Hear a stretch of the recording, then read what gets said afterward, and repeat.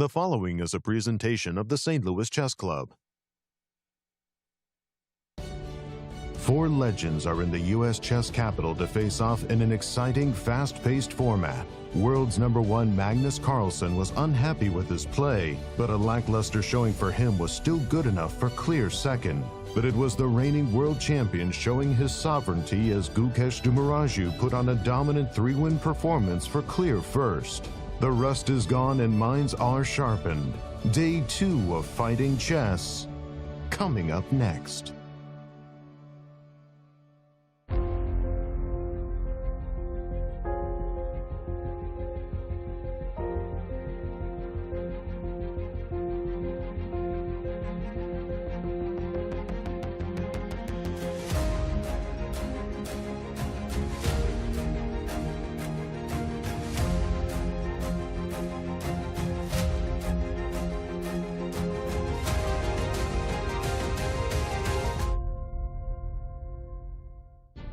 Chess fans, and welcome to the VIP area of the newly renovated St. Louis Chess Club.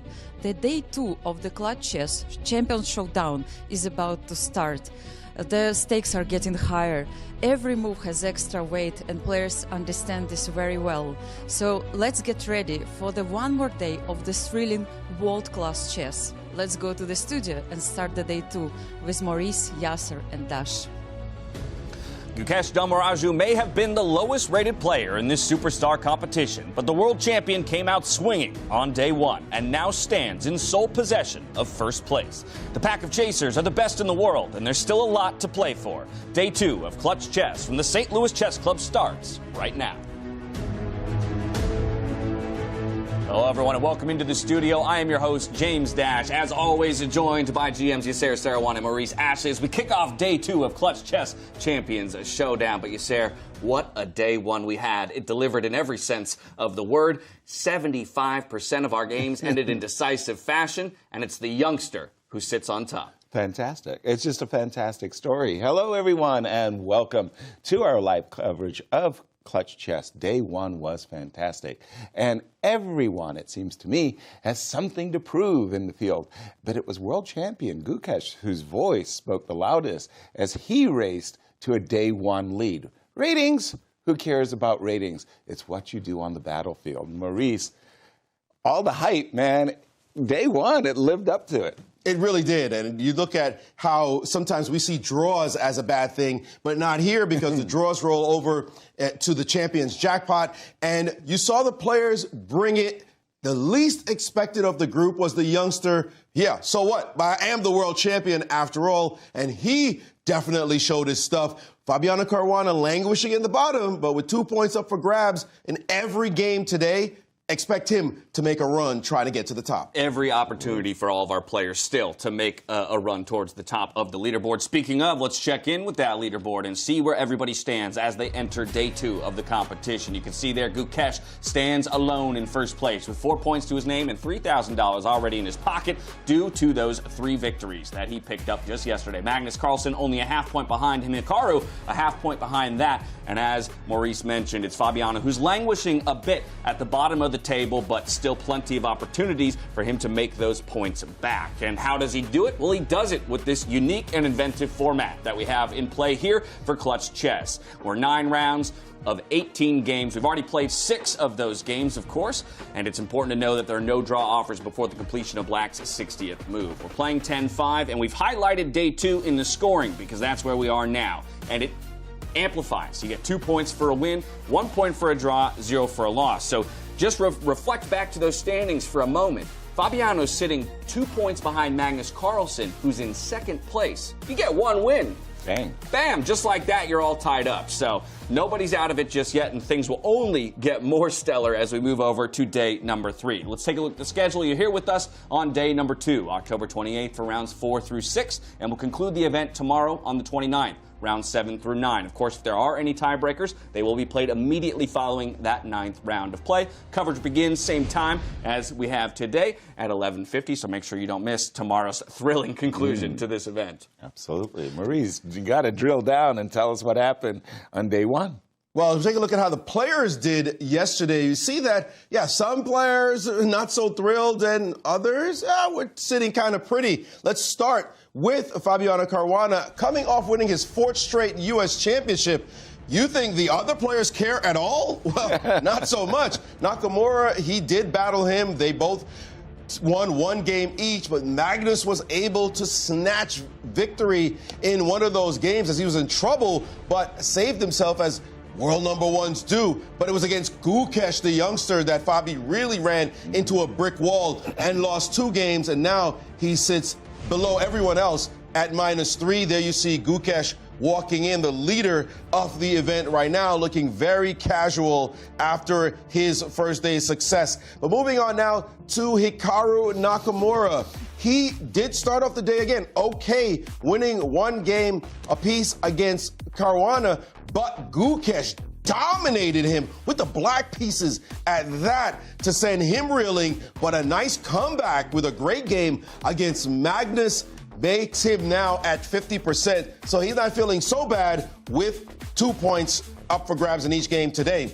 Now, Magnus Carlsen, we're not expected to see him in 2nd place anytime.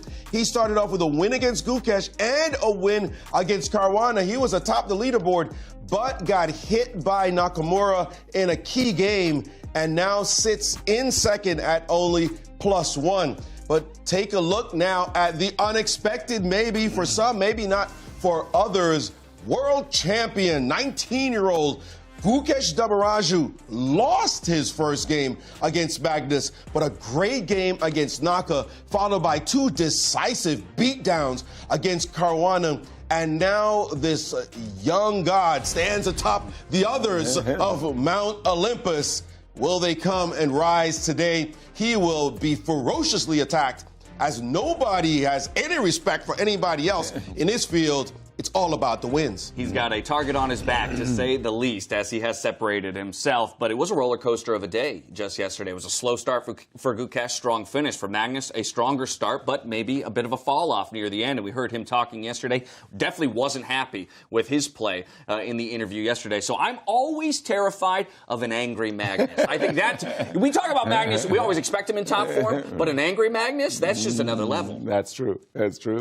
Well, let's take a look at the pairings and what we will see here play out in the initial rounds for the day. Games 7 and 8. This is round number 4 to kick things off. It's Hikaru Nakamura going back up against Fabiano Caruana. Hikaru will start with the white pieces before flipping sides for that game number 8. And of course, we have the reigning world champion in Gukesh and current tournament leader up against the world #1 in Magnus Carlsen for our first 2 games as well today. Magnus Carlsen will start with the white pieces before flipping to the black side of the board.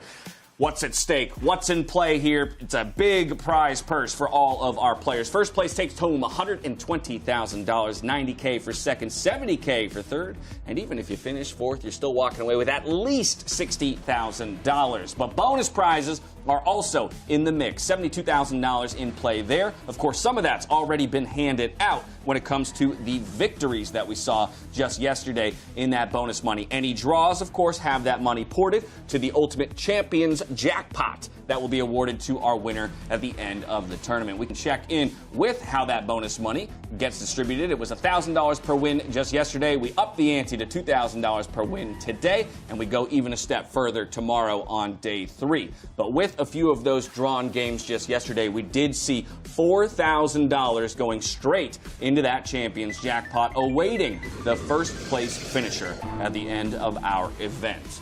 Nice. Pretty good chunk of change for the players. They're not thinking about any of this right now, as you just have to perform, get it done, and you'll be fine. And we see this matchup again from yesterday, this time with colors reversed. In game 1, Nakamura against Fabiano Caruana. These two, numbers 2 and 3 in the world, numbers 1 and 2 in the U.S., they definitely feel like we've got to do it here, because it's only going to get tougher when you got to play Magnus and young Gukesh. This man was so calm yesterday. He had some incredible pressure games, but he performed, let's just face it. And Magnus complained that he had a little bit of a brain fog, that he didn't feel like he'd really found himself. And he didn't blame it on tiredness or jet lag. It's just that his brain wasn't functioning. as we get ready for the round. So, You know, it's funny when you see Magnus play not his best chess. I know, it's ridiculous, And, right? and he's still okay. You know, like, I'm all right. I'm in second. I'm right behind the leadership. But he tends to come back and play just scintillating chess after that. Right. So you have to be a little bit afraid if you're the Kicks rest of hurt. the field, because Magnus has a way of saying, everything is okay, I've righted the ship, and then he'll just make you look like a schoolboy. Exactly. well, off we Here we go. go. Game number 1 of the day, round 4. Magnus Carlsen versus Gukesh Dommaraju. That's where we're going to start. They're the number 1 and number 2 when it comes to our current tournament standings. Exactly. But with 2 points at stake for a victory, 1 point for a draw. I mean, Magnus Carlsen could absolutely leapfrog Gukesh, or Gukesh could really start to separate himself if he gets it done early in the day. That's what those 2 points will do for you. Bishop G4, in my day, this was, I'm not going to say a controversial move so much as Bishop F5 was the old classical move. And the idea behind Bishop G4 is literally was to capture early and then play E5. And this is the point. Sorry, if we just go back just this moment, how many players have fallen for this trick? It's worth remembering, everybody. That's a check to the king. But worse, your bishop is hanging, which is why they get rid of the knight immediately so that they can recapture with the c-pawn, and I'm just going to catch up with the players. So at the cost of the 2 bishops, black has easy development. You can see he's ready to castle, maybe bring his queen to b6, put a rook on c8 and say, yeah, you got the 2 bishops, but to make this guy work, you're going to have to play e2, e4, and that entails creating a weakness. I'm fascinated by the way Magnus has played this position, not bringing his bishop out to an active square, but playing the move e3, which would seem to lock in the bishop, Right. and then putting that same bishop on d2. Right. Doesn't feel like the most active way to play. It's a different. Just when I was about to suggest that Magnus might have bishop e2 and bishop d3 in mind, redeploying his bishop. Nope, he put his queen in the way. Queen e2. Maybe his intention is to meet queen b6 with queen b5. Well, one thing we can do as well is we can take more of a bird's eye view at both boards simultaneously. As action continues to develop here, maybe we can get a quick look at Hikaru Nakamura and Fabiano Caruana to see how the early moves have developed, see some comparisons between the 2 board states. So you have Magnus and, of course, Gukesh on the left-hand side of your screens, Hikaru and Fabi developing in a very different way there on the right-hand side. It's not what you call an open Sicilian, and it's not a Grand Prix attack, but the bishop is on. Whoa, bishop is on c4. That's a surprise move. The whole idea of Hikaru's rook e1 was to make this move not impossible, but doubtful. Let's pull up that board with Hikaru and Fabi and take a deeper dive into that, because yes, it's something that we would not have anticipated. As we just to get on this view, we see d5 play, the rook sitting on e1, and Fabi saying, I can play this, no problem. If you take, I plan to take back with my knight, because obviously taking with the pawn is illegal with the rook sitting on that line toward the king. And so the capture has been played, and there we see knight takes. But it does seem as though Hikaru was a little bit perplexed by the move. No question about it. It's a move you don't generally see in such a position when the rook is on e1. And if there's a follow-up, and I'm not saying that Fabi has committed any sin or anything like that, but if there was a follow-up that Hikaru might have that could be injurious, it might be something like this. Bishop takes on d5, bishop takes on e7. I'm not saying rook e5 is super promising here, but it doesn't feel like black has done anything particularly wrong. And bishop g5 was played, as you instinctually said. There it is on the board, attacking the queen and asking Fabi, well, you're the one who played d5. Right. What did you have against this? And Fabi plays something very controversial, we'll just say. Your word is suspicious. I'm going to go a little bit less aggressive with my description, but certainly somewhat weakening that king side, weakening the pawn on e6. That looks like preparation, yes? I know, because it's not something you would do without knowledge and understanding that the position isn't bad. So we're going to drop back with the bishop, bishop d2, bishop e7, knight c3, castles. And if there's nothing absolutely here, and this, then you just go a7, a5, and a2, a4, stop b7, b5, and say, look, I'm just going to play the position. He actually played bishop to h4 in this position, did Nakamura. And now Fabi has paused momentarily, and he continues in hyper-aggressive vein with the move b5. He's not likely to fianchetto his bishop. And this move, we're being told by VAR, is a novelty. The early d5, let's be clear. Is it d5 was the novelty? D5 was the novelty. Wow. I think d7, d6 has been played a lot of games. Maybe they're transposing after the move b7, b5. I'm not taking. I like the bishop on b3. Just the question is how are you going to develop the bishop on d7? Well, and also back to your point about king safety now, right? We've moved the f pawn. Now we've also launched our pawns over here on the a and the b file as well. So where does the king ultimately go? Well, it's going to go king side. It's going to castle for sure. King No side. question. It's just that looseness on the e6 square that you're staring at that you feel funny about. But this last move is designed to ask that question, exact question, because normally you want to play bishop b7 here and keep everything under control, but you can't do that at the moment because your e6 pawn is hanging to that rook. So it means Fabi has to come up with a different solution to the problem of the threat of the capture on b5. Pawn takes is a threat. Rook b8 is the most natural-looking move. He may have to deal with something like bishop to g3 eventually if you put your rook on that b8 square and your rook is being kicked around and you have questions to answer. That's it.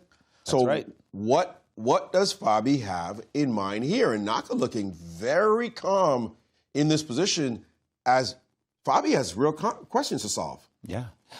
What do we feel like was missing from Fabi's game yesterday? And is what we're seeing here, an attempt to cover for maybe an element of his game that was not there yesterday? Unfortunately, we can't say this happened because it really wasn't like that. What really happened was he was completely winning against Magnus. End of story. Right. He could have just made a move, won a piece, Magnus would resign.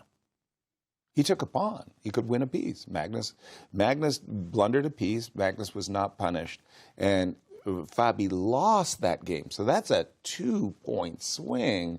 And that was where Magnus was saying, look, I got more points out of it than I deserved. In his interview with Anastasiya. He wasn't happy with his form. A very good move a very good move by Fabi, because prior to this, if you let white play the move knight c4 followed by a5, you're gonna be under a terrible stranglehold on the queen side. So the move knight a5 came just in time, tickling the bishop and preparing after the bishop moves to be able to trade knights. Now, while he doesn't have to play knight c4. Sorry, go ahead, Maurice. And the bishop has dropped back, and Fabi has finally castled in this position. While they ruminate on this position for some time, let's jump back to the other game as we've seen some progress take place with Magnus and Gukesh. That was a very symmetrical position when we left it. Let's just catch up with the players. When we left it, we'd just seen rook c1, bishop e1. I really like Gukesh's redeployment of his knight from f6 all the way back to e8 to d6. From d6, it's protecting e4. It's also suggesting anytime you play the move e3, e4, this pawn will be weak. And by the way, that's a nice outpost for the knight. f7, f5, Gukesh says, I've got another potential outpost here. Bishop e2, let's catch up with the players. Players are moving very quickly. And it was just a moment ago, I'm not kidding, I was lauding Gukesh and saying the knight on d6 is really good. There's a lot of toing and froing in this game. b2, b4. That pawn was not on pre because there's a bishop on e1 defending the pawn, and there would have been a rook trade, and Gukesh would have lost a piece. Many a player has blundered that bishop sitting, lurking all the way back. Like on e1. I know in Bullet, when I'm playing Bullet, my bishops are always just way back somewhere, and somebody just hangs a piece, and I'm smiling. Oh, you didn't see my piece. Those snipers. That far out. Yeah. Yes, they very much act as snipers, but here, attack on the knight. This knight must retreat, and the pawn structure is so symmetrical, and now we see Magnus continuing with trades there. Trade of rooks. I see you looking at maybe supporting that b5 pawn with a4. Yeah, I definitely wanted to go a4, a5, and gain some space. I think this knight on okay, he did it. I think this knight on d8 has issues. Like, it's not that easy because knight f7, knight d6, you got to move the bishop as well. And for the moment, the desirable b6, let me just put that on the board, a5, if something like takes, it's starting to get a little bit uncomfortable. Again, this knight on d8 and bad news. If you play knight b7, well, I can tickle you on the back rank to begin with a check. That might be harmful, as well as going for the pawn on b6. So for the moment, I would say that Gukesh has some questions that he's got to ask. Well, the good news for him is that he has plenty of time to work with. It was a concern for us yesterday at times, how he was managing his time on the clock, but only about 30 seconds down against Magnus Carlsen. That gives us time to check back in with Fabiano Caruana and Hikaru Nakamura, see how that game has continued to develop. Something huge has actually happened in this game, as it looks like a piece sack after d4 takes and the move e5 attacking the knight. And Naka's response was knight from d2 to b3. And he is currently down a piece, but it looks as though with a great sequence, as you're pointing out there, he will regain the material. But is this going to be good for him at the end of the program? Well, let's take a look. I mean, again, he has to take the knight because he's a piece down.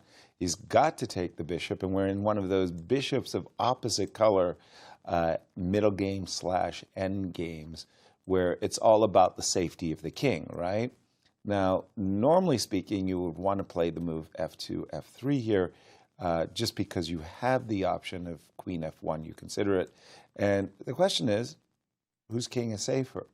At the moment, it looks like a 50-50. Both kings are safe. I would therefore say it's about the pawn weakness. But he's pausing here. He's pausing here because the bishop does not have to go to b7. That pawn on c2 is firmly backward on an open file. I mean, it just can't move. And if it moves, certainly black could also push the d-pawn and have a d-pawn on d3. I don't think Nakamura wants to see anything else on d3 after what happened to him yesterday when Gukesh planted a bishop on d3. Right. And he's played it, bishop f5. Now he's planning to put a rook on c8. And who's going to be more defensive here? I don't see Naka targeting Fabi as fast as Fabi is going to target Naka on this c2 square. I think you're right. I think it's a bit of a race. This is the weakness in Black's camp. This is the weakness in White's camp. Now, if we play a move like queen d2, hoping to be able to bring a rook to d1 and target this guy, if you play the move a5, maybe you're playing into my hands. And I do play the move rook d1, but more saliently is, let's say you bring a rook to the c-file, this type of a thing. Rook c8, I take the pawn, you take my pawn. You made a very good point, Maurice. You don't want to see the pawn coming to d3 because that would be all in favor of Fabi. So some issues maybe at the moment for Hikaru. And Fabi. he is showing that by stopping to think right here, right now. Maybe there's a move rook e2 to d2.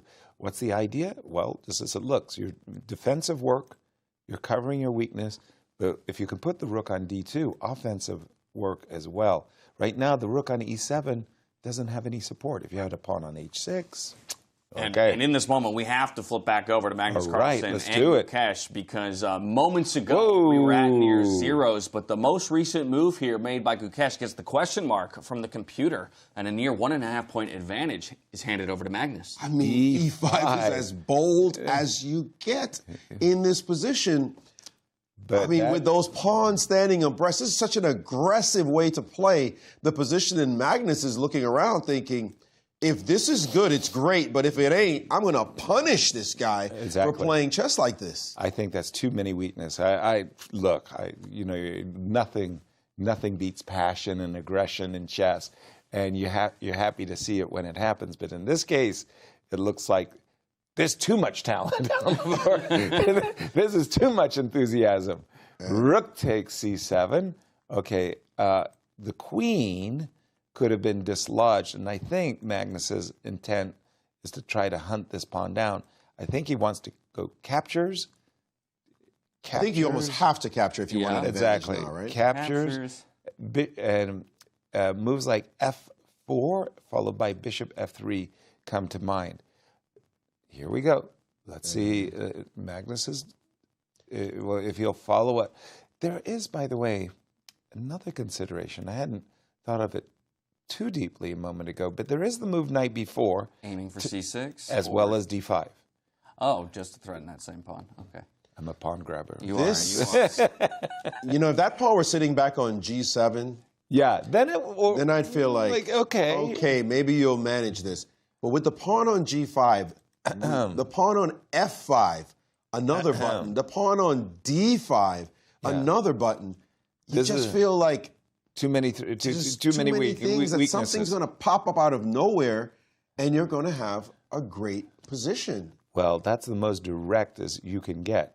Let me play the move bishop to d3, attacking this pawn and basically forcing its advance, f5, f4, which will close the diagonal for the bishop on e5 after a capture and a g4 bypass.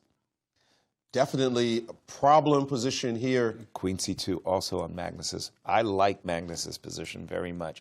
I think Gukesh overdid it with f5, g4. Yeah, we've got problem positions on both boards. Yeah, let's pull up both boards. Let's pull them both up. Fabi seems to be taking over their game as well, as that pawn, that D pawn is on d3, and the boards are flipped for the moment. Yasser, I think your board needs to be on Gukesh's game. You're showing. Okay, you just stay on Gukesh's game there, and we'll bring up both. Yes, now we can see both boards.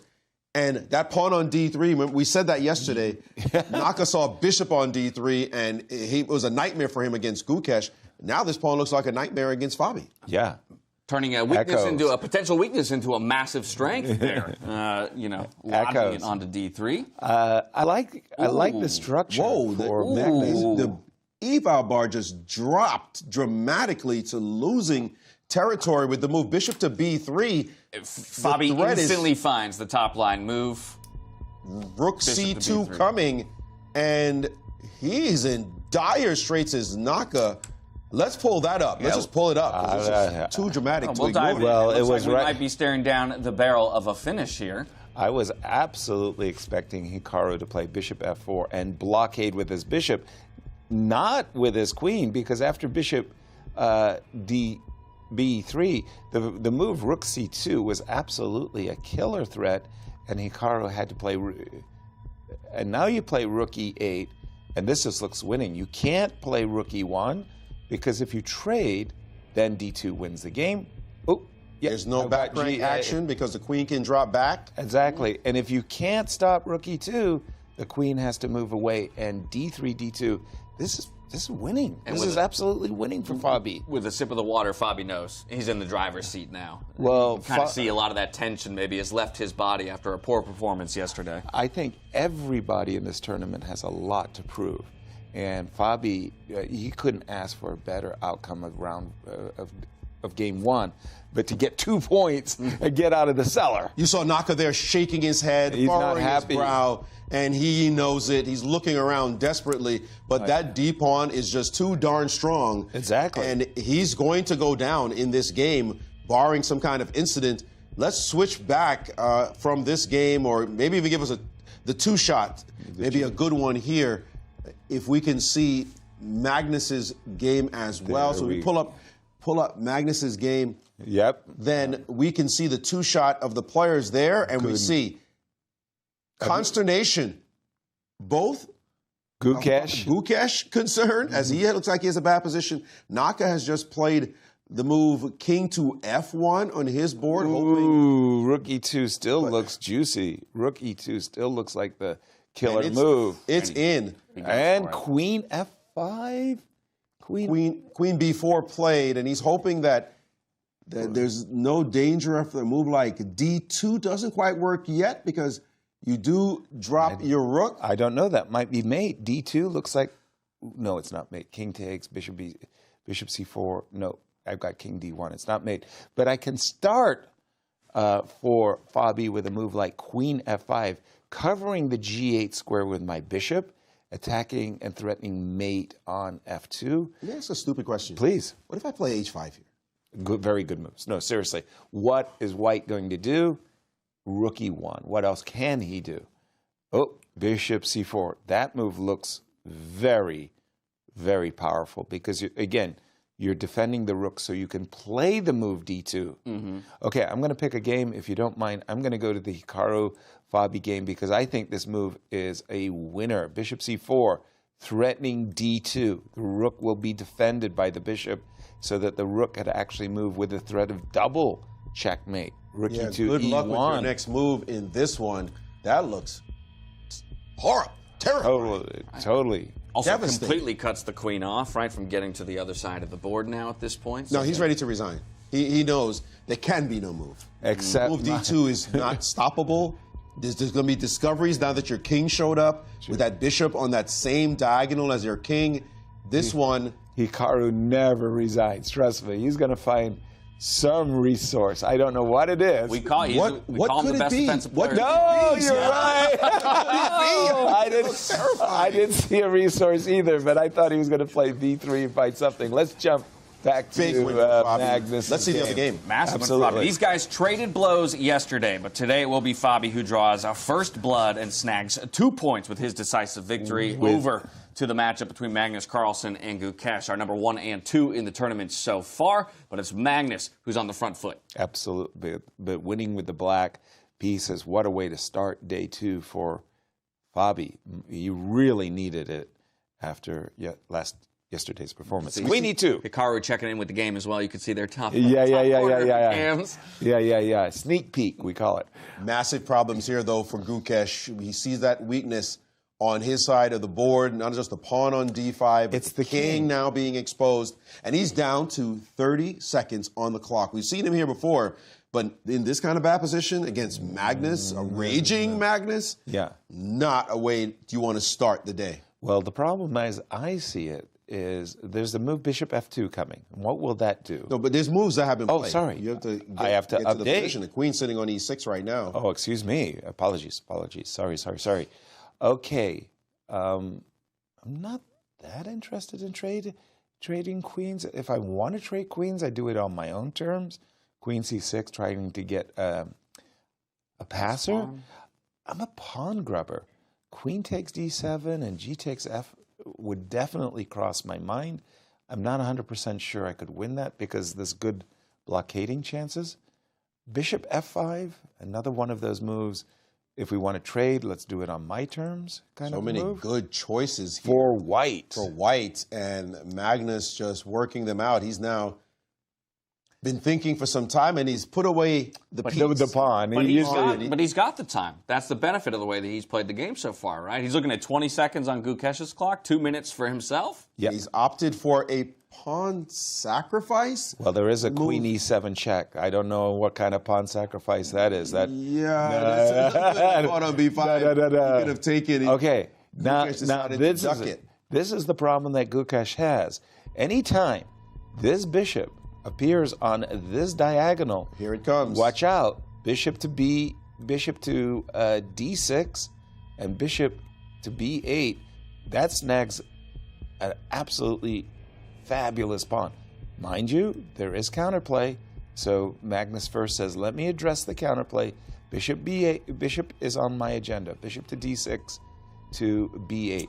And Covering Gukesh, though, trying to bring covering the square. Right. Yep. Also looking maybe to bring the knight forward. By the protect. way, threatening a pawn, okay, that causes a trade. But now Magnus is going to play F4 and King F3, bringing his king a little closer to this bishop, as well as the D pawn, making this sure. position looks terrible. And the clock time says it all too. Yes, 12 indefensible. seconds. You got weaknesses on both sides of the board. He just advanced one of those weaknesses. Magnus is not worried about that pawn. It's not going anywhere. And now Magnus is thinking, how do I just reel him in?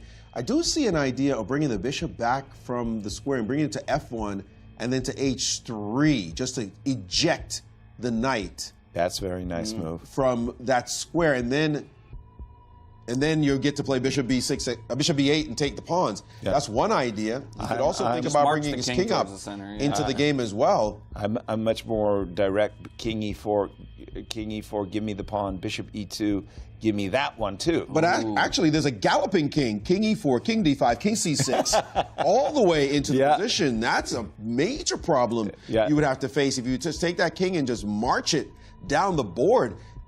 Magnus is just a plethora of choices here, as his time is now down to a bit. But this is Magnus. He's not worried about that clock. He's got a big enough edge. No, he's pretty sure he's winning at this moment. I love the move King E4. Wow. Interesting. This move Bishop H3 also caught my attention, but Magnus is saying, this knight, I'd like it to go. I just like it to go. Look at those bishops. Hold on. Those caterpillar moves. Has Magnus slowly, allowed D3 though? but surely. Has he allowed D3? Oh, maybe F5 check is on his agenda. And the bishop dropping back. Oh, what a cheapo. He was planning bishop takes D7 and bishop takes B6. Wow. What a lovely cheapo. Okay, now We call it a cheapo. It's respectfully. Respectfully. Like, nice one. Nice one. King E4. Let's take that. Let's round up. Oh, F5. go for that pawn I check. like that. Can't touch that pawn because the knight was hanging. With a check. So he King had to go E4. back and defend. And Magnus just trying to reel him in. And here comes the king. King E4. That's the move. Definitely winning and resignation. Very Enough suffering for Gukesh. Impressive play. Impressive. Because he got the two bishops out of the opening. But, I mean, it took him a long time for those bishops to show their mettle. E6, E5? Yes, that's what I was going to say. Whoa. Yes. I was going to say, the bishops were nice. But, man, thanks for the gift of weakening your entire position. With E6, and Magnus E5. saw the move and said, no, sorry, this is not going to get away with it. Not one without a small blunder By the way, Gukesh there, but sorry, no rest for the wicked. Game 2 has started. absolutely not. After their quick 5-minute break, we've got Fabiano and Hikaru resetting for their second game here in round number 1 of the day, round 4 overall in the tournament. Fabiano now with the white pieces, and after a very solid victory, is looking to maybe add 2 more points to his overall scoreline and start challenging for the likes of the top spot. We should note that Magnus Carlsen, with that victory, leapfrogs. Gukesh, having started just a half point behind, a wounded Magnus is the scariest Magnus. Yes, indeed. Magnus played a very impressive game, that one. Just incredible technique, dominant technique, if you will, and that's what he's coming in for today. They get 5 minutes between games, so Magnus and Gukesh will get their 5 minutes. We'll see them in 5 minutes' time while these players start their game. By the way, was that really 5 minutes? That was the fastest 5 minutes in chess history. We're having too much fun. I was like elsewhere. In some circumstances, if both players are just agreeing, you want to Let's sit back go. down and go. They're sitting back down and going. Not here. Chris Bird is the taskmaster. Man of the clock. Yeah, that's right. Quite specific. He says 5 minutes, it's 5 minutes. And he'll follow that. So we know they got their rest, and now it's time. This is a big game. Huge, because for Hikaru, those fans joining us just a little bit late, Hikaru lost with the white pieces in their first matchup. Now, in day 1, these two guys split wins against one another. Exactly. No draws between these two 5-time U.S. champions with so much to prove between them.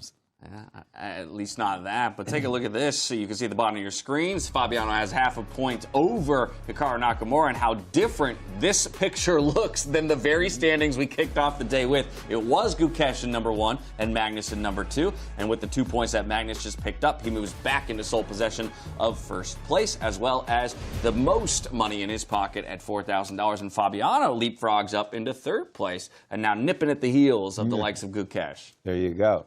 Rook D1, I thought that was a very decent move. I've been expecting for some time D7, D6, just kicking the queen and then preparing the advanced D5. I think the idea behind this move H7, H6, although it's deep, is you want to stop any white minor piece landing on G5. But if I'm white, that's not the square I want to land on. The square I want to land on is D6. So for me, I would be very eager to play moves like bishop F4, wherever my queen goes, and then put my bishop on D6. Let's see if you can get that. I hear you. I hear you. Right. And I fear my queen sitting on E5. I understand. Why is my queen leading the party right now on that square when discos of all types could happen with that bishop? A3. And Fabi is looking to make sure there are no there's discos. no funny business along that file, because the rook is hiding right there, right behind it, and there he moves his queen away.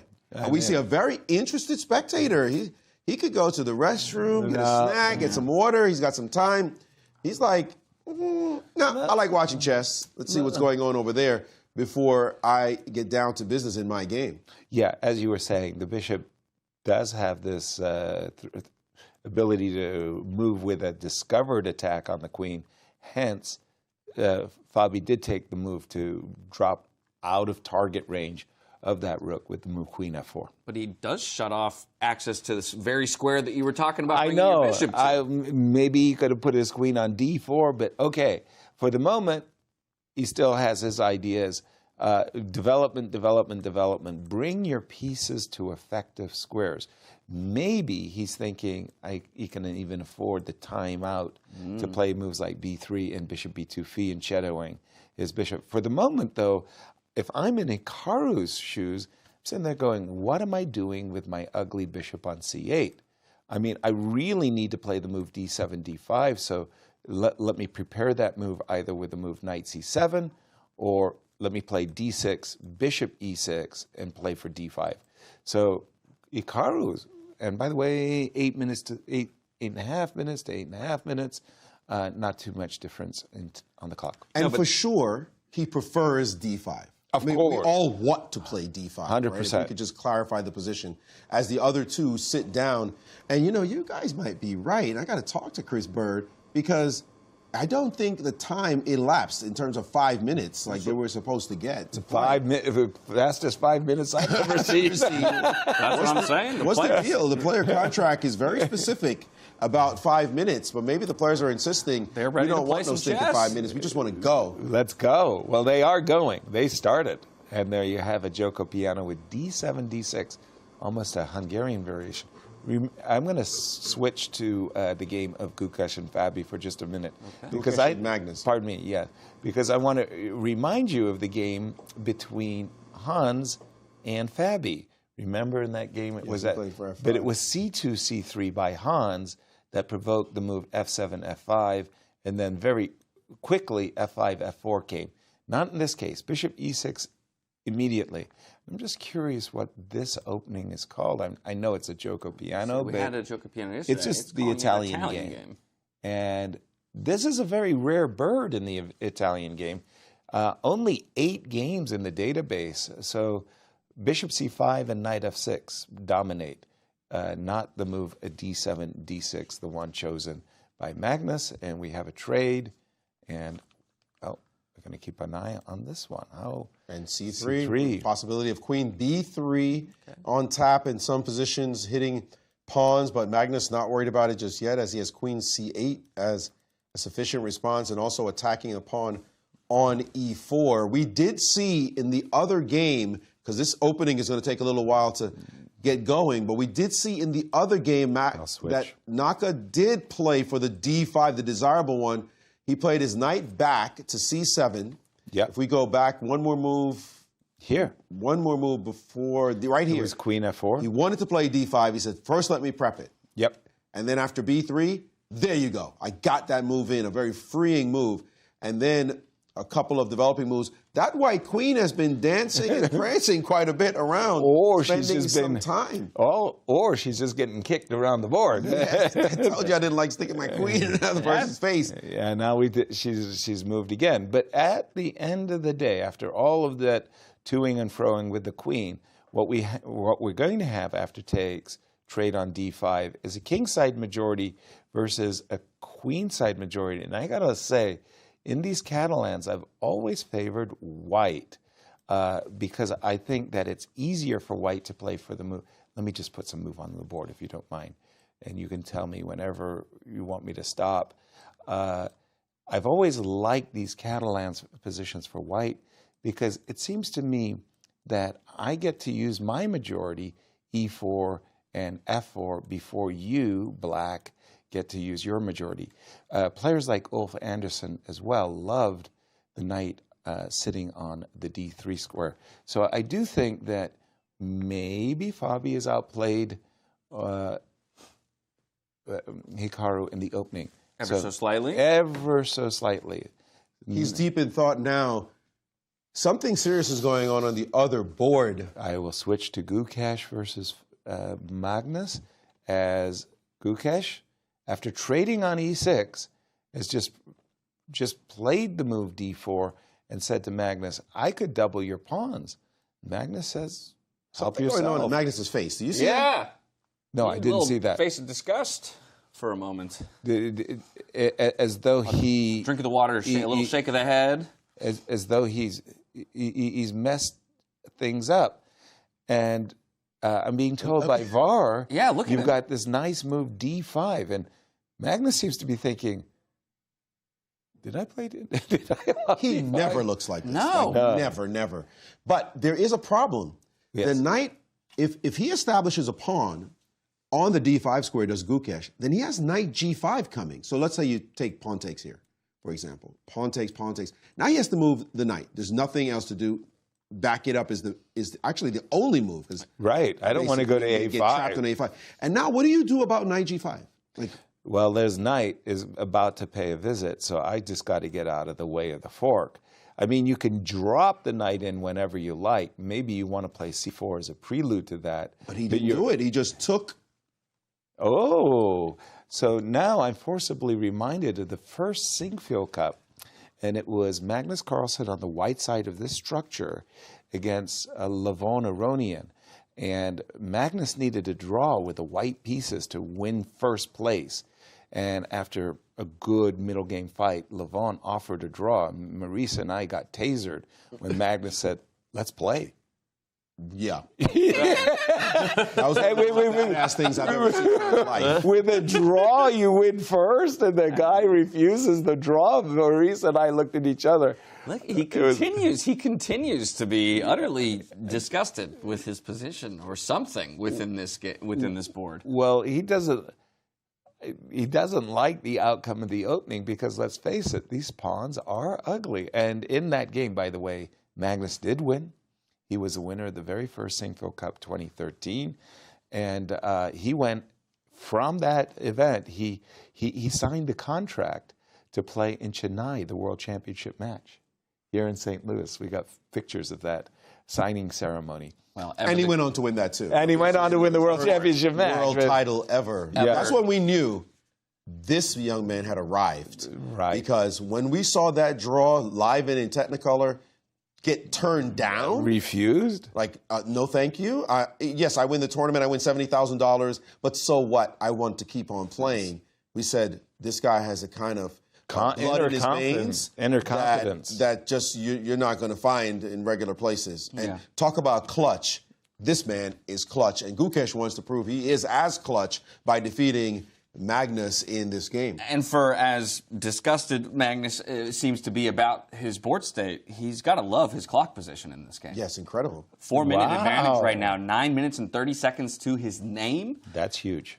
That is really, really huge. Very, very unexpected difference. So what's the difficulty? I mean, there's no piece development on the side of Gukesh, which is obviously one of the things that we need to solve. But what is he considering here? Because to some degree, I would, okay, let's just get our minor pieces out onto the board. Why are we thinking so much? Right. Well, the problem is that the desirable setup that you want is a bishop on e3 and a knight on d2.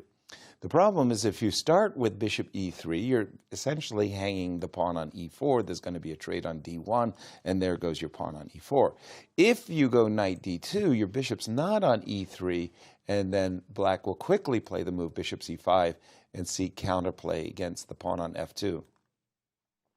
And this is a long, long think, as he's basically saying, do I want to trade queens? Queen takes, and play the end game after f2, f3, which, by the way, I think is very good for white?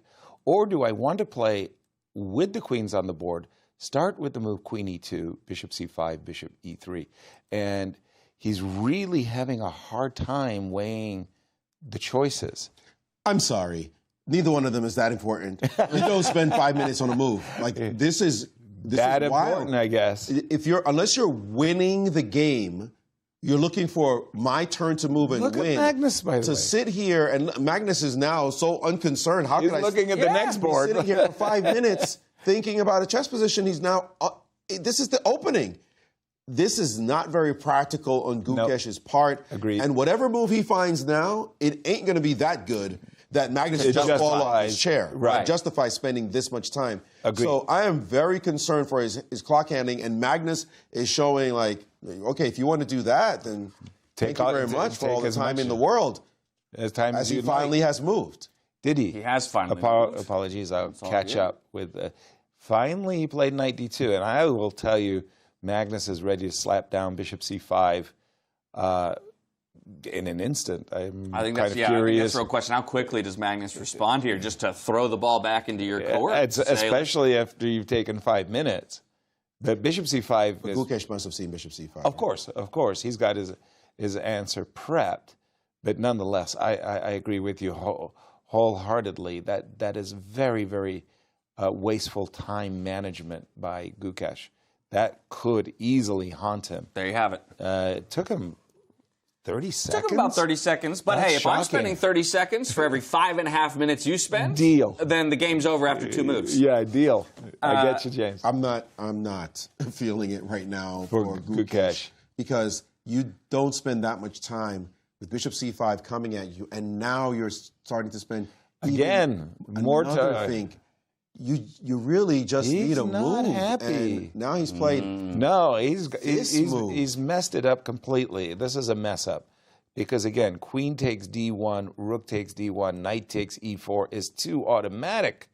Too automatic for Magnus. First of all, that wins a pawn, and hello, it threatens a second pawn. So with the move bishop e3, Gukesh is clearly trying to equalize now. That's it. But he's trying to equalize. Wasn't bad at all just a second ago. I thought, in fact, he was better. Yeah, but not anymore. This is the first time the computer has dipped just barely in favor of Black's position. Well, you're a pawn up, so might as well keep it. Bishop to d6, bring the knight back to f6 to d5. And I would say that Magnus is fantastic. I mean, Magnus is sitting there saying, I forgot about yesterday. Yeah. Well, look at the shift in the body language. From now Magnus kind of a lean back, the shaking of the head, and all of that. Now he's forward engaged, looking at, okay, there are win opportunities here, quite possibly. The other position, not given, but the other game is not showing much at the moment. Very balanced, looking like a draw is in the offing. If anything exciting happens there, we can switch to it. But I got to say, this game here, I've got to get it out of my head. I've really got to get it out of my head because I'm so truly perplexed by what just happened, what looked like a slightly better position, just a tiny edge for white. Let's go find it there. And you spend 5 minutes with Gukesh to end up just going down a pawn. And now it looks like he will get that pawn back. Well, in the line I'm showing, he will be allowed to win the pawn back. Black is a little bit better because there's a knight c4 sighting in the line I'm showing. Did he capture on e3? Yes, he did. Happen. So the alternative was to try to keep the pawns with bishop to d6 and then reload with knight f6 to d5. I think that Magnus made a decent choice. The reason I didn't play rook f5 in that just brief analysis, rook d7 is going to provoke rook c8, rook to d7, and Gukesh is back in. Wait a minute. This move, I don't like. I don't like this move a bit. Rook d7, rook c8, rook d1, and Gukesh, the knight has to go back to Now d. all of a sudden it feels like Black's pieces are tied to defense, right? They don't have too many options but to sit where they are. Well, it's just that Gukesh's position was not active a moment ago. The rook was on a1, the rook was on d1, and now suddenly Gukesh has this opportunity of developing his rook. Wow, there he goes. There he goes. I mean, and Magnus had to play defensively, and this rook on a1 is going to come into the game.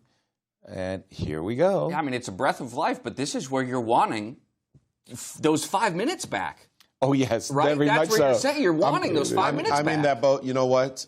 One of the things about being a professional is you have to let it go. Yeah. And so we commentators are going to have to let it go, too. Gukesh did what he did, and now he's got to play chess. He's got to show why he's a world champion and play this position. Odds down on the time for sure, with 7 minutes on the clock for Magnus and only 2.5 minutes for himself. But this is just the challenge. It is what it is as they play at this position. He looks like he does have compensation for the pawn deficit. Yaz, I agree with you. Magnus didn't have to hold on to that pawn.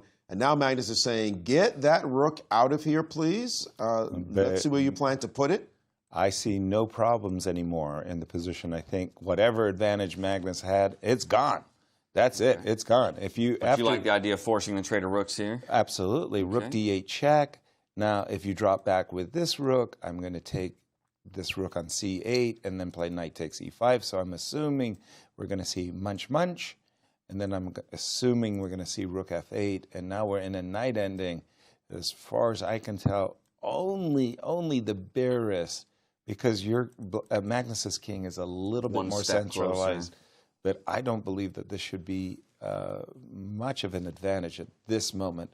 But we're going to see. Yeah, well, while Gukesh thinks, it's been a moment since we've checked in with the other board, and while we it is do still have, relatively even, we could pull out. Oh, did he go for a move? Yeah, We're going to see that trade. Okay. Yeah, they're going right into this, and Magnus says, "Yeah, well, okay, but they've still got that little bit of a pull because the king will be more active. Black's king will be."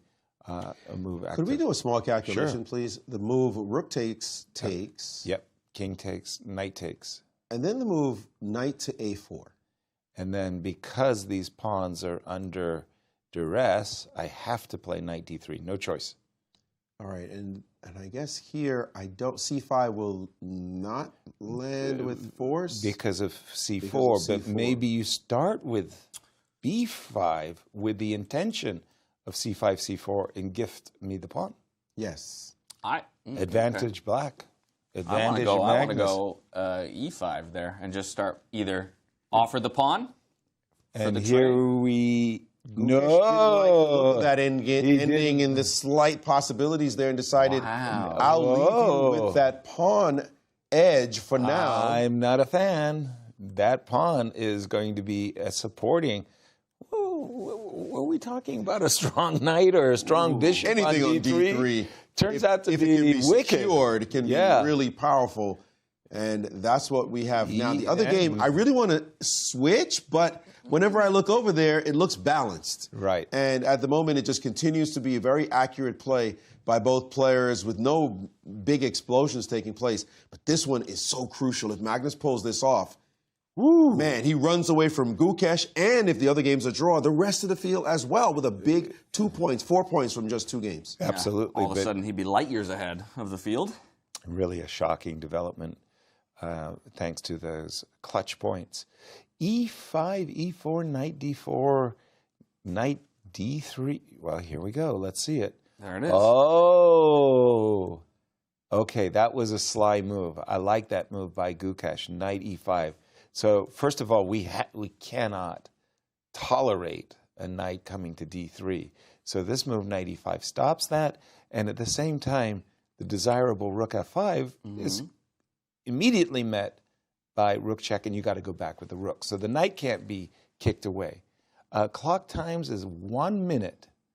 1 minute for Gukesh, 5 minutes for Magnus. And this, I like this move h5 because it preps rook f5, and in case of a back rank check now, the king's out of the way. Oh, check this out. Oh, knight d7. D7, tricky. Don't play rook to d8 and lose your rook. That would be an unfortunate discovered. Okay, we're going to trade knights, but this rook ending looks pretty safe. He's got to play d4, check now, right? And or rook, the king to move. I'm thinking more like, let me get rid of this pawn. I would play king f2, bringing my king into the game, or rook to d4 to just get rid of this pawn. This pawn, first of all, that's an extra pawn, and it stops my king from getting to f3 or d3. He's got delicacies to think about at the moment. 25 seconds. Time looks just so crucial. And this is what we were talking about. Even if you have an okay position, even if you can survive, that time you spent, and we may say wasted early on, now comes back to haunt you, as he has only 10 seconds left to Magnus's 5.5 minutes. And he took almost 30 seconds to play what I thought was a pretty self-evident move. Give me this pawn. I think he's worried about the move rook d5, rook takes e4, check, and start munching the queen side. This is, I mean, being down 5 minutes is just oof. But there is a move. After you play the move rook d5, I can play c4. Invite you to trade on d4 takes, and the king could come to f2 to e3. So there is a move for Gukesh, but the time it's almost fatal. I mean, you don't use your clock like this. Magnus can also just like chill as well, king f7. He doesn't have to play forcing lines with rook d5. This is such a moment. Right now is when Magnus understands. My opponent has 13 seconds left. If I make a nice calculation where there's nuances all along the way, I could catch him unawares if I just find the most challenging move. Your brain will forcibly spend time trying to calculate, because you can't just make a move and end up blundering. So Magnus will find something of a nuanced move, and he has dug into this move, and Gukesh needs to make this decision. And you would have thought he's already spent time, and he has found. He had to play c4 because rook takes e4, that rook check, and your queen side gets decimated. So he's played the right move. Now, can Magnus again match Gukesh here and find some little subtle nuance, some kind of a little trick? Do we play moves like rook a5, provoking a3? Would that be good? This king and pawn endgame, I don't think offers black anything, but you have to investigate it, right? Because anytime you go into a king and pawn endgame where you're pawn up, you have to be thinking positively. But the problem is, I think it's just kind of, you reach a dead end. Your king might run out of moves, and I might get a pawn breakthrough on the other side. Yeah, the kings would be looking for Zugzwang in that position. Exactly. But doesn't seem like it works out. So on the razor's edge right now is Gukesh. We see the engine is saying that this move is actually losing, that trading is the way to win the game. The king and pawn endgame is actually good. The king and pawn ending is decisive. And whoa, that's a shock. A shock. Yeah, now this is at a decent depth here, so it took a while for the computer to realize that. At first it said it was agreeing. Oh, yeah, we're going to go to kind of an equivalence, and now it's saying, hold on a moment. Hold on, a few million moves later. I wonder what the Zugzwang is, though, because it's clear that both kings will be fighting each other in the middle of the board, waiting for one to cede ground. Right. And if you have to back up as white, you're going to get destroyed. And Magnus has gone down. Did he calculate better than we did? And here we're going to find out Magnus, we say, the endgame god, because this guy can calculate and find nuances. And now here comes Gukesh needing to look to see if he can save himself, but 10 time on the seconds. clock. Play king e3, king f5. There it is. And you got to play b4, a4, b5. You got to get some space. No, but the thing is, when you're in this kind of it. situation, you play a move like b4. You've given up a move, right? Like you have to be sure on every single move because I know what you mean. You could play b3 or b4. Turns out the big move here is c6, by the way. Just to interrupt because we're not there yet, but this is the big move that Magnus needs to find right now. c7, c6, a2, a4. I got to tell you, it's a nuanced move because you're waiting out white. You're waiting so that the tempi in white's position runs out. So to find c6 is the height of accuracy at the moment as he's waiting for white to run out of moves and then have to back up with the king. Once you back up with the king, it's over. The kings are facing off. I'm never backing up with the king. What I am doing is I'm going to go g3 and h3. Or I'm going to go g3 and h4. And I'm going to force your king to go here. I'll take this pawn.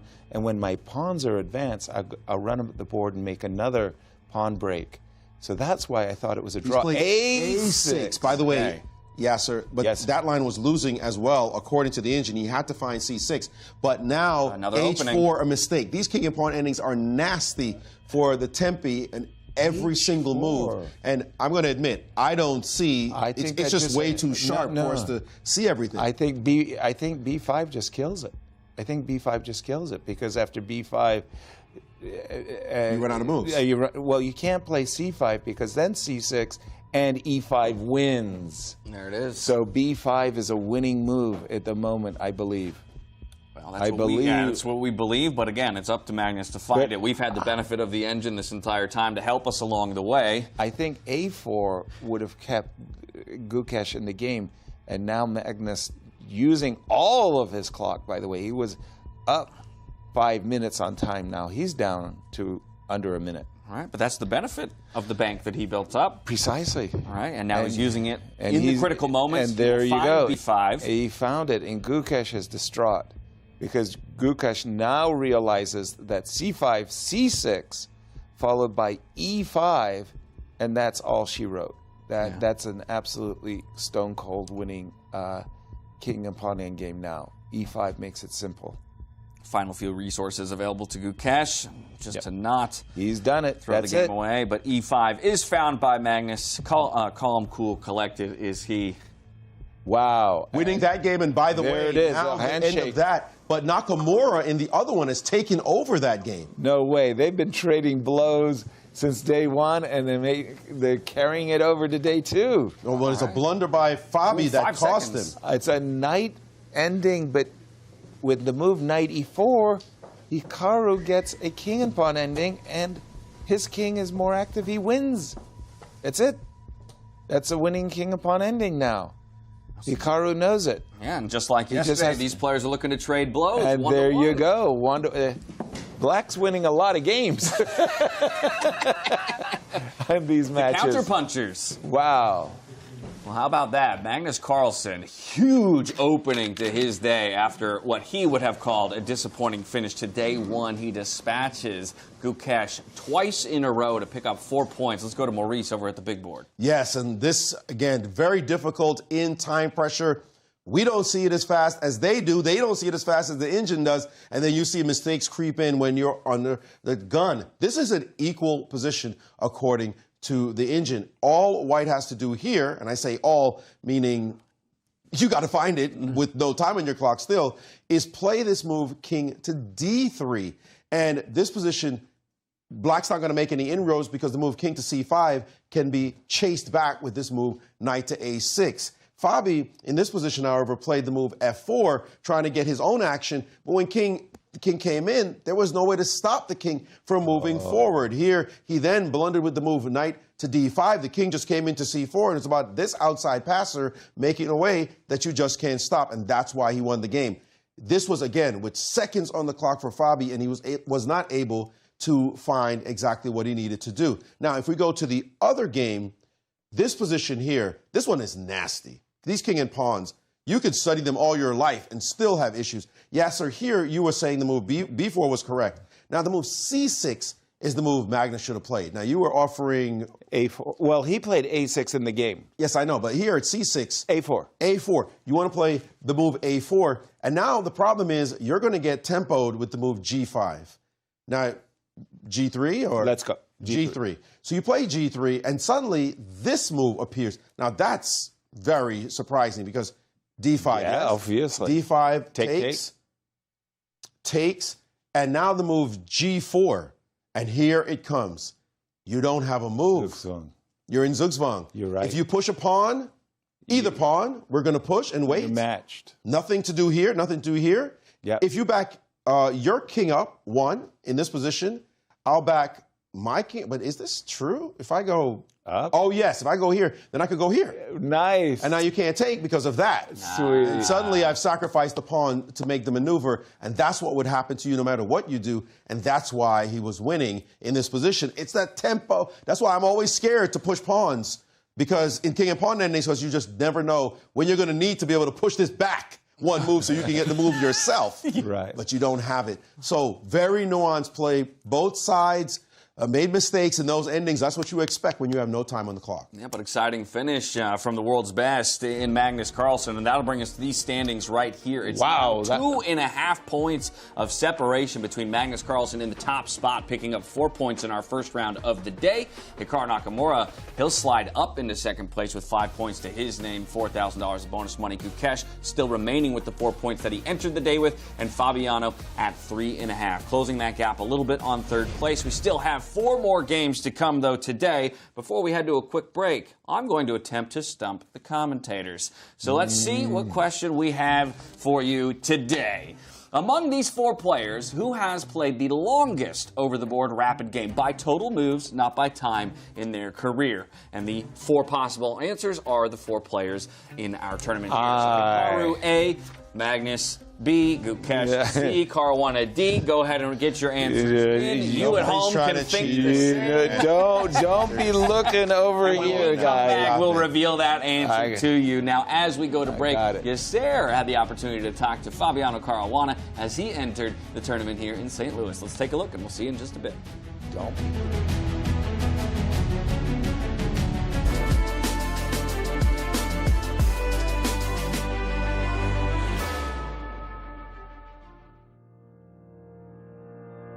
Fabiano, thank you so much for joining me for this interview. Great to have you in studio. Thank you. You have been on a remarkable streak, Grand Chess Tour, your 4th U.S. championship on the trot. You feel yourself at your peak energy? I feel good. It was a kind of tough year at the start, chess-wise. You know, had some rough events, but starting to feel better about my chess and having some good results. The Grand Chess Tour, I didn't win a single classical rapid game, but I won a few blitz games, and that was enough. I won't complain about the format. Right. So, and then the U.S. Championship was very good. I think I played pretty well. So yeah, pretty happy with my recent playing. Wonderful. And of course, that dovetails perfectly into this champion showdown, because you're going to be playing game 10, +5, I believe, is the time control, against the biggest brand names in the world, yourself included. Tell us your thoughts about the champion showdown. Yeah, it's a very interesting format. We have the clutch chess idea, which we played 5 years ago, and it's been revived only just now. So the last I played clutch chess, it was a match against Magnus, online, of course, since it was during the COVID. Yeah, during those times. Which I was up 2 points before the final game, but the final game was worth 3 points. Didn't end too well for me, unfortunately. I lost the final game, ran into Magnus's prep. But it's an interesting format. You know, of course, we have the creme de la creme. We have Magnus, Hikaru, and the world champion Gukesh. So it's like top 3 by rankings. And Gukesh is also coming off a pretty good tournament. I would even say the European club. Yeah, exactly. Even not just pretty good, but a very good tournament for his team and also individually. The other 2 guys haven't played too much recently, so it will be interesting to see. We have 2 of us have played very recently. The other 2 have not played too much, but it's a really interesting format. Very, of course, the strongest field you could possibly imagine. Fantastic. Well, I can tell you, as a chess fan, I used to grow up thinking, what is the strongest event ever played in the world? And when you fast forward to today, and you have 1, 2, 3 in rankings and the world champion, Well, it's a contender, I have to say. I have to say. Bobby, thank you so much for joining us, and good luck in the Champions Thank you. Showdown.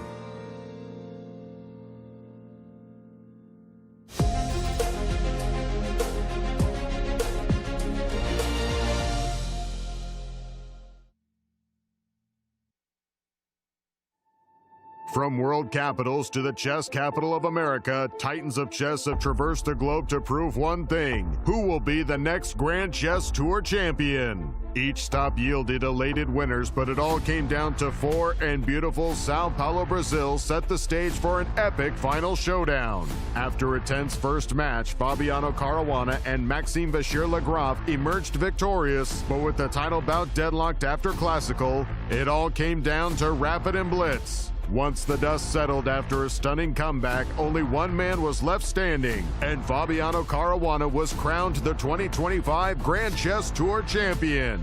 Following a decade of impeccable events, the tour looks to the future and all of the excitement that will unfold on the 2026 Grand Chess Tour.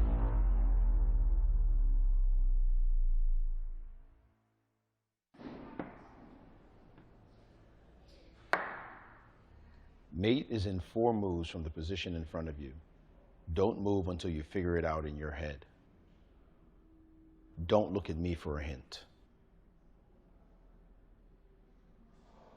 I can't do it without moving the pieces. Yes, you can.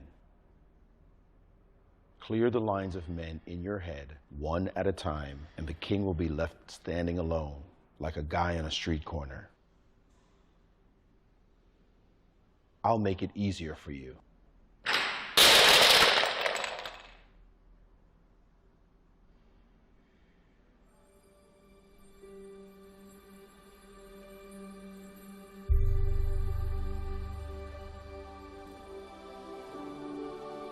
What was that about? I thought it would help. How does that help? You know, visualization and stuff.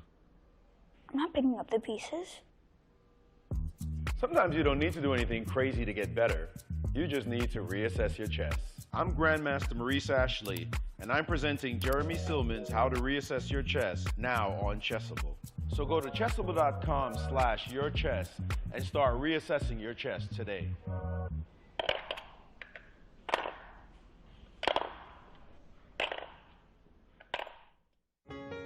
The 15th annual St. Louis Chess Club Golf Tournament teed off on October 6th at Glen Echo Country Club. Over 100 golfers participated and helped to raise funds in this terrific event that united chess enthusiasts, community supporters, and golf lovers for a day of friendly competition on the green. To everyone that attended and helped support chess education and outreach programs, thank you for your generosity. Clutch Chess Champion Showdown is here, and 4 superstars take the stage. World number 1 Magnus Carlsen, Hikaru Nakamura, Fabiano Caruana, and reigning world champion Gukesh Dommaraju. With more than $400,000 on the line, daily win bonuses, escalating point values, and the one-of-a-kind Champions Jackpot, every game could change everything. It all unfolds October 27th through 29th, live from the brand new playing halls of the St. Louis Chess Club. Don't miss a moment of chess history in the making. By now, you guys probably know there's a lot to see and do in St. Louis. But when it comes to the art scene, there's more here than meets the eye. From Laumeier Sculpture Park and the City Garden to the stunning Cathedral Basilica, one of the largest mosaic collections in the entire world. So if art is your thing, St. Louis is on display all year long. Ooh, now that's an exhibit. St. Lou is always exploring. Hi, my name is Brian Woods. I am the music director for classical programming at the World Chess Hall of Fame and Galleries. It is a monthly series that we put on featuring performers from the St. Louis Symphony, from Opera Theater St. Louis, Winter Opera, and some of the finest freelancers we have here in the St. Louis area. Every live performance is completely different. So when you come to a concert here at the World Chess Hall of Fame, you can expect infinite possibilities all within this rubric of music. The matrix board, collinearity, the cross pin. These are terms that are not often thrown around, in the chess world, but they all have the idea of geometric complexity that you really should learn if you want to be able to play chess on a higher level, and especially to stimulate your vision, your ability to see the chessboard in a brand new way. This rook is stopping this pawn. This bishop is stopping this pawn. And now we have the concurrent point right here, and we see the right move is bishop to f5, a sparkler. If you take with the rook, the c-pawn queens. If you take with the bishop, the f-pawn queens. That's the game. Top grandmasters understand this core quite intimately. They know it like the back of their hands. And you can tell a chess prodigy by how easily they intuit the secrets of chess geometry.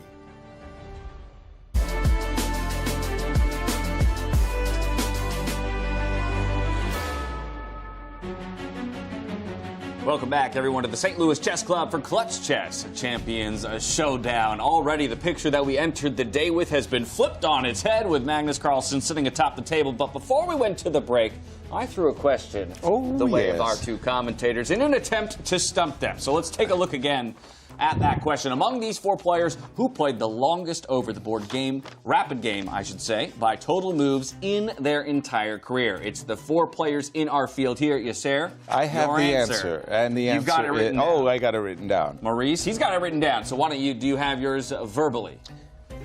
Because he is that kind of person and player, I'm going to go with Nakamura. You're going to go with Hikaru. Now we can get the reveal from Yasser. I can confirm that he has also written down Hikaru Nakamura. And the reveal to you at home, you are both correct. 135 moves. New York Masters 2003. Versus Udashin. Oof. Nice. That's quite a bit ago.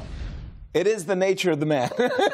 He fights to the very last move. He will fight. He will fight. Let's take a look at the standings, because as I mentioned, what we came in to the day is now out the window, and Magnus Carlsen sits well ahead of the field. 7.5 points to his name and $6,000 of bonus money. Hikaru now the one who's best within striking distance at 5 points to his name. Gukesh now dropping all the way down to third place, yet to get any points on the board today. And Fabiano, with his trade of victories against Hikaru, just keeps himself well within that chase pack at now 3.5. We should note that if this were tomorrow, he would only be not even one game ahead of Nakamura. Exactly. Because it would be 3 points per game. So even though it optically looks bad, and if this was 1 point per game, they would be bad.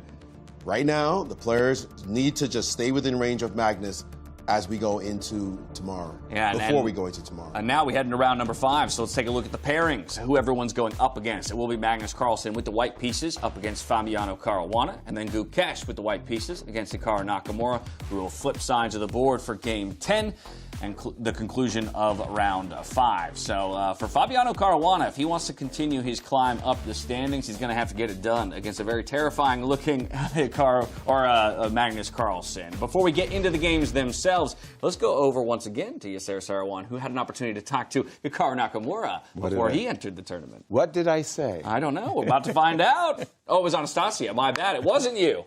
So we'll have to wait to hear what you have to say later. Let's go to Anastasiya. How does it feel to play finally over the board?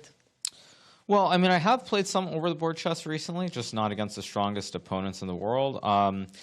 But I think the thing is that it's good to be back. I definitely feel like I'm a little bit rusty. I think it was pretty clear that I was very unhappy with the first couple of games, specifically against Fabiano. I mean, the first game I was unhappy with. Second game I was very unhappy with, even though I won it. And the game against Gukesh, I mean, to be fair, there was a moment when I probably could have forced a draw, but I tried to keep the game going, and Gukesh found some very, very good ideas.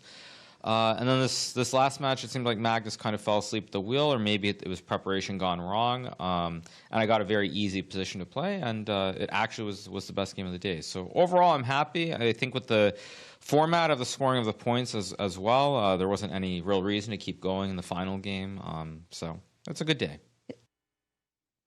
A good day indeed. I'm looking at the pairings for this next round, round 9.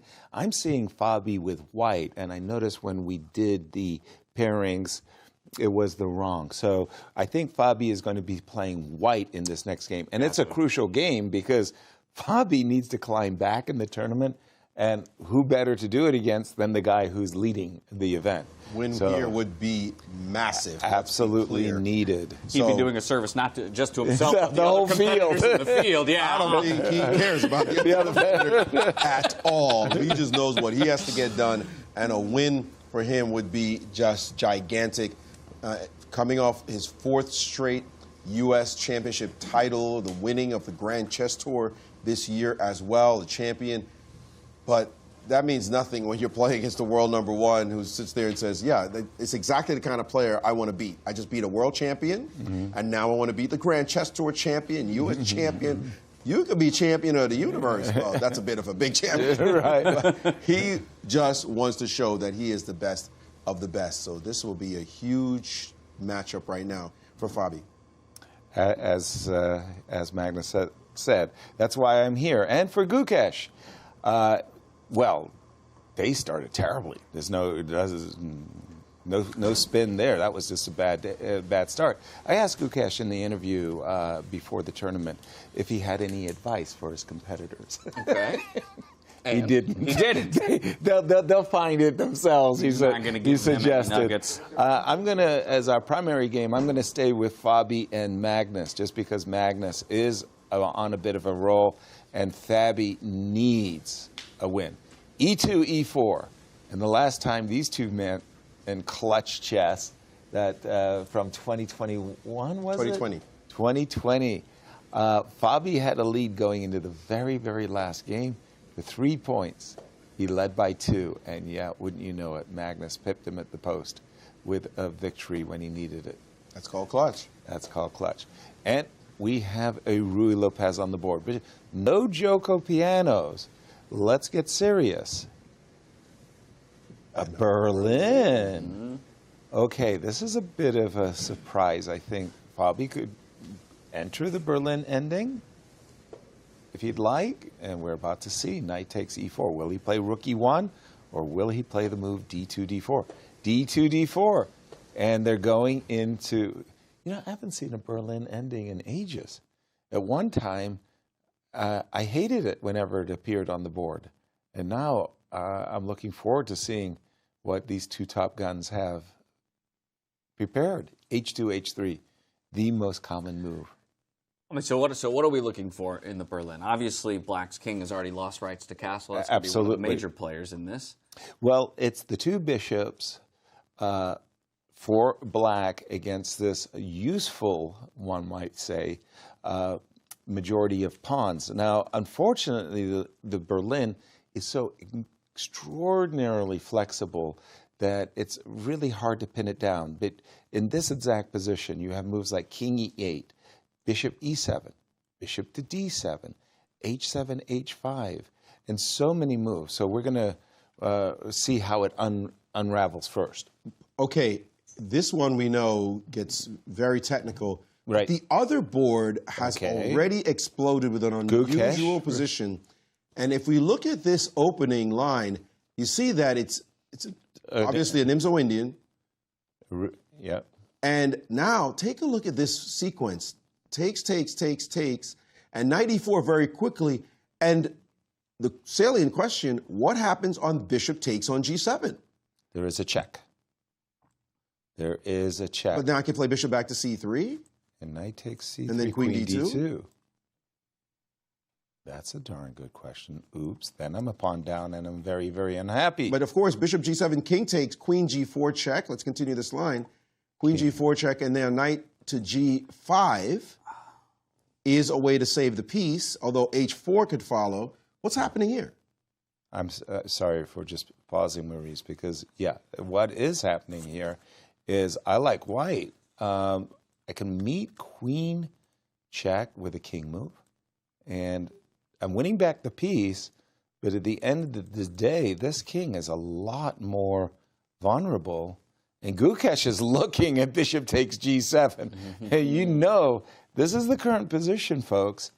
And first of all, the move knight e4, I'm completely unaware why you would voluntarily. I think a lot of people play d7, d6 in such positions, rook e8 in such positions. But bishop takes, why this particular move order and allow bishop takes g7? I'm 100% that Gukesh is analyzing bishop g7 and he can't figure out what's wrong with it. Well, I was curious, so I had to check to see what the engine thought about this move. It turns out there's a knight f2 counter shot that's possible. Didn't consider that move, Maurice. I mean, it just flat out, it didn't even enter my consciousness. Knight f2. And Gukesh says, let me see it. Okay. And Knight f2, what a move. I don't have any better answer than king takes f2. And both kings have been affected.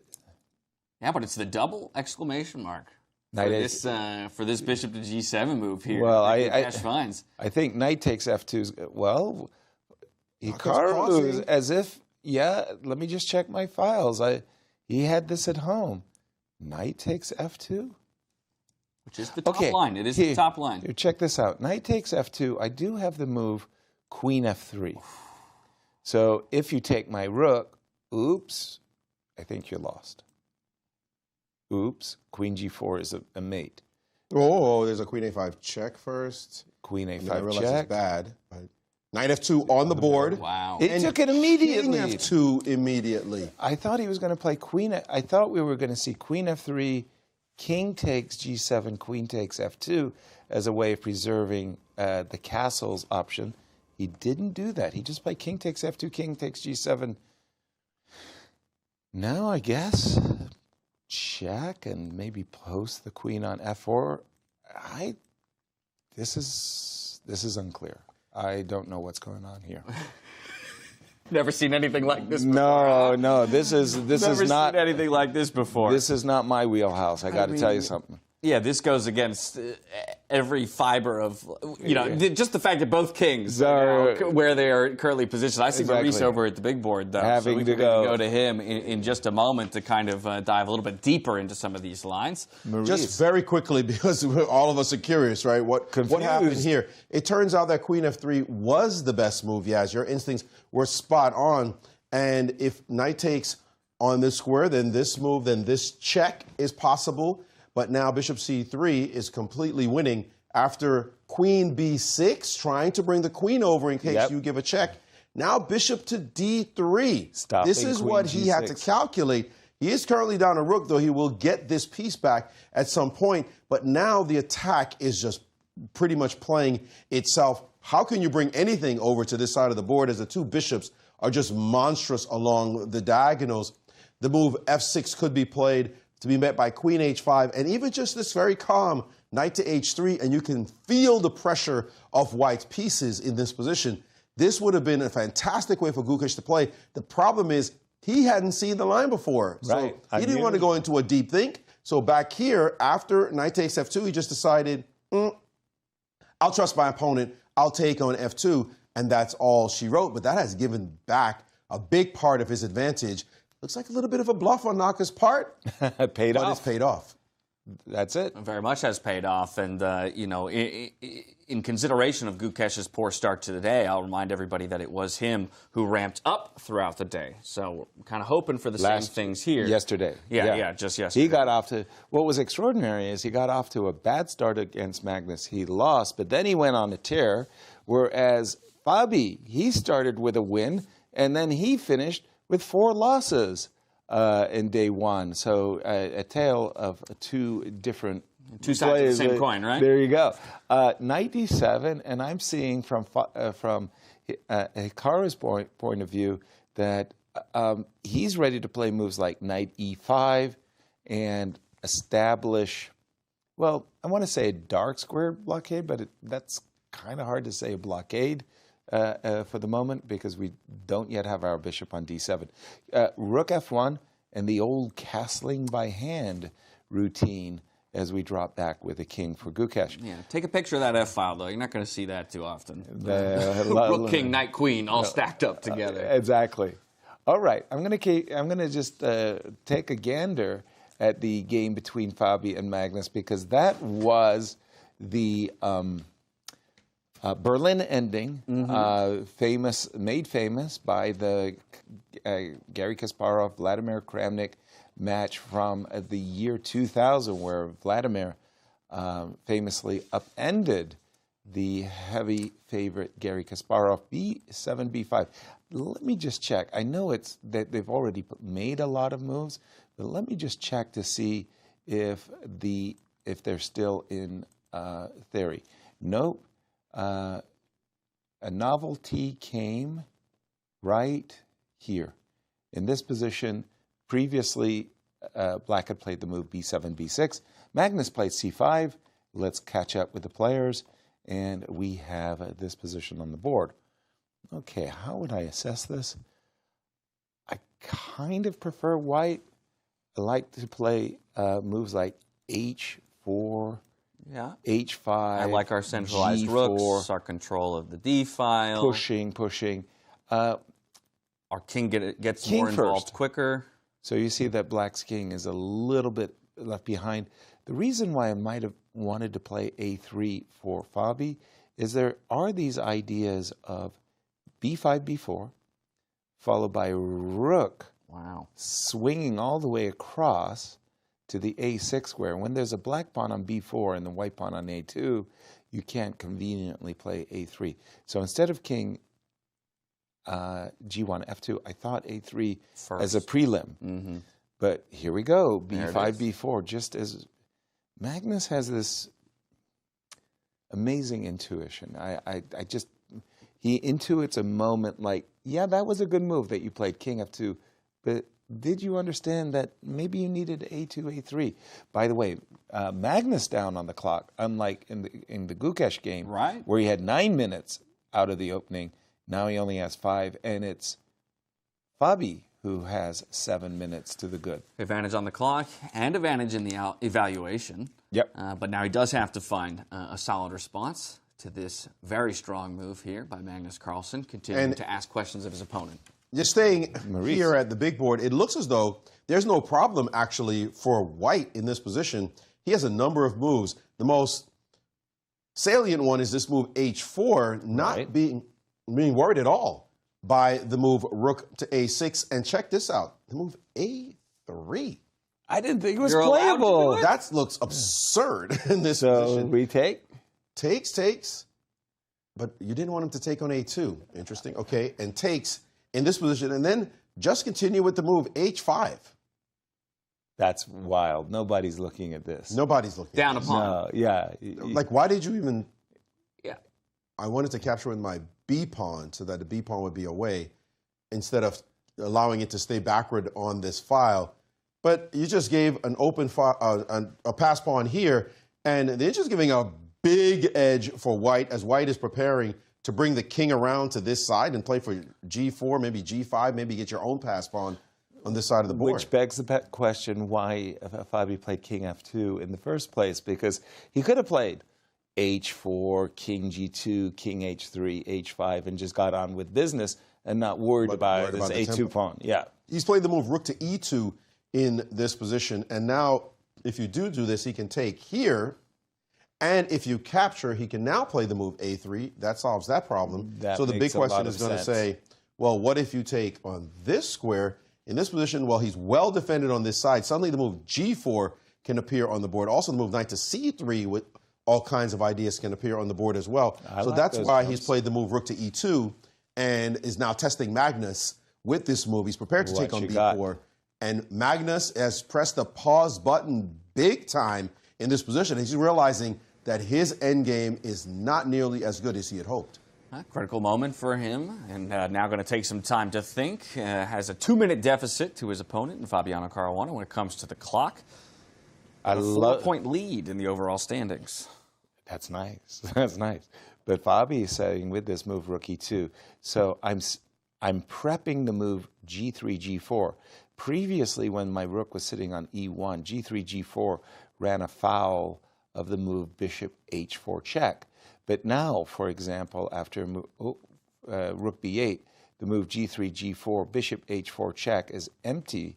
I can just happily come up with a king f3. g4, this knight is going to have to move. Well, and the computer doesn't like that rook move really at all. Well, it doesn't really address what it is that Fabi's intending. And he's, pardon me, he's first played the move h4, and this move is a prelude, h5, and then g4 is. So I think the problem that Fabi had is the move g4, knight h4, the knight would have come back to g6. So what Fabi has intended is that he wants to play the move h4, put his pawn on h5 so that when he does kick back the knight, the g6 square will be unavailable. I like the way Fabi's playing this. Fantastic this feels chess good. by Fabi right now. This feels good. Great play on his part, and Magnus in trouble on the board and on the clock. Immediately, he had two great games coming from Gukesh, winning both those games. He definitely does not want to lose right now. He wants to keep that lead expanding, but Fabi putting him under heavy pressure. That looks like a really nice plan. I don't want to say that Fabi stumbled upon, because guess what?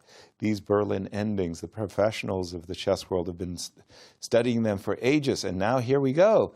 Fabi saying, take my a2 pawn.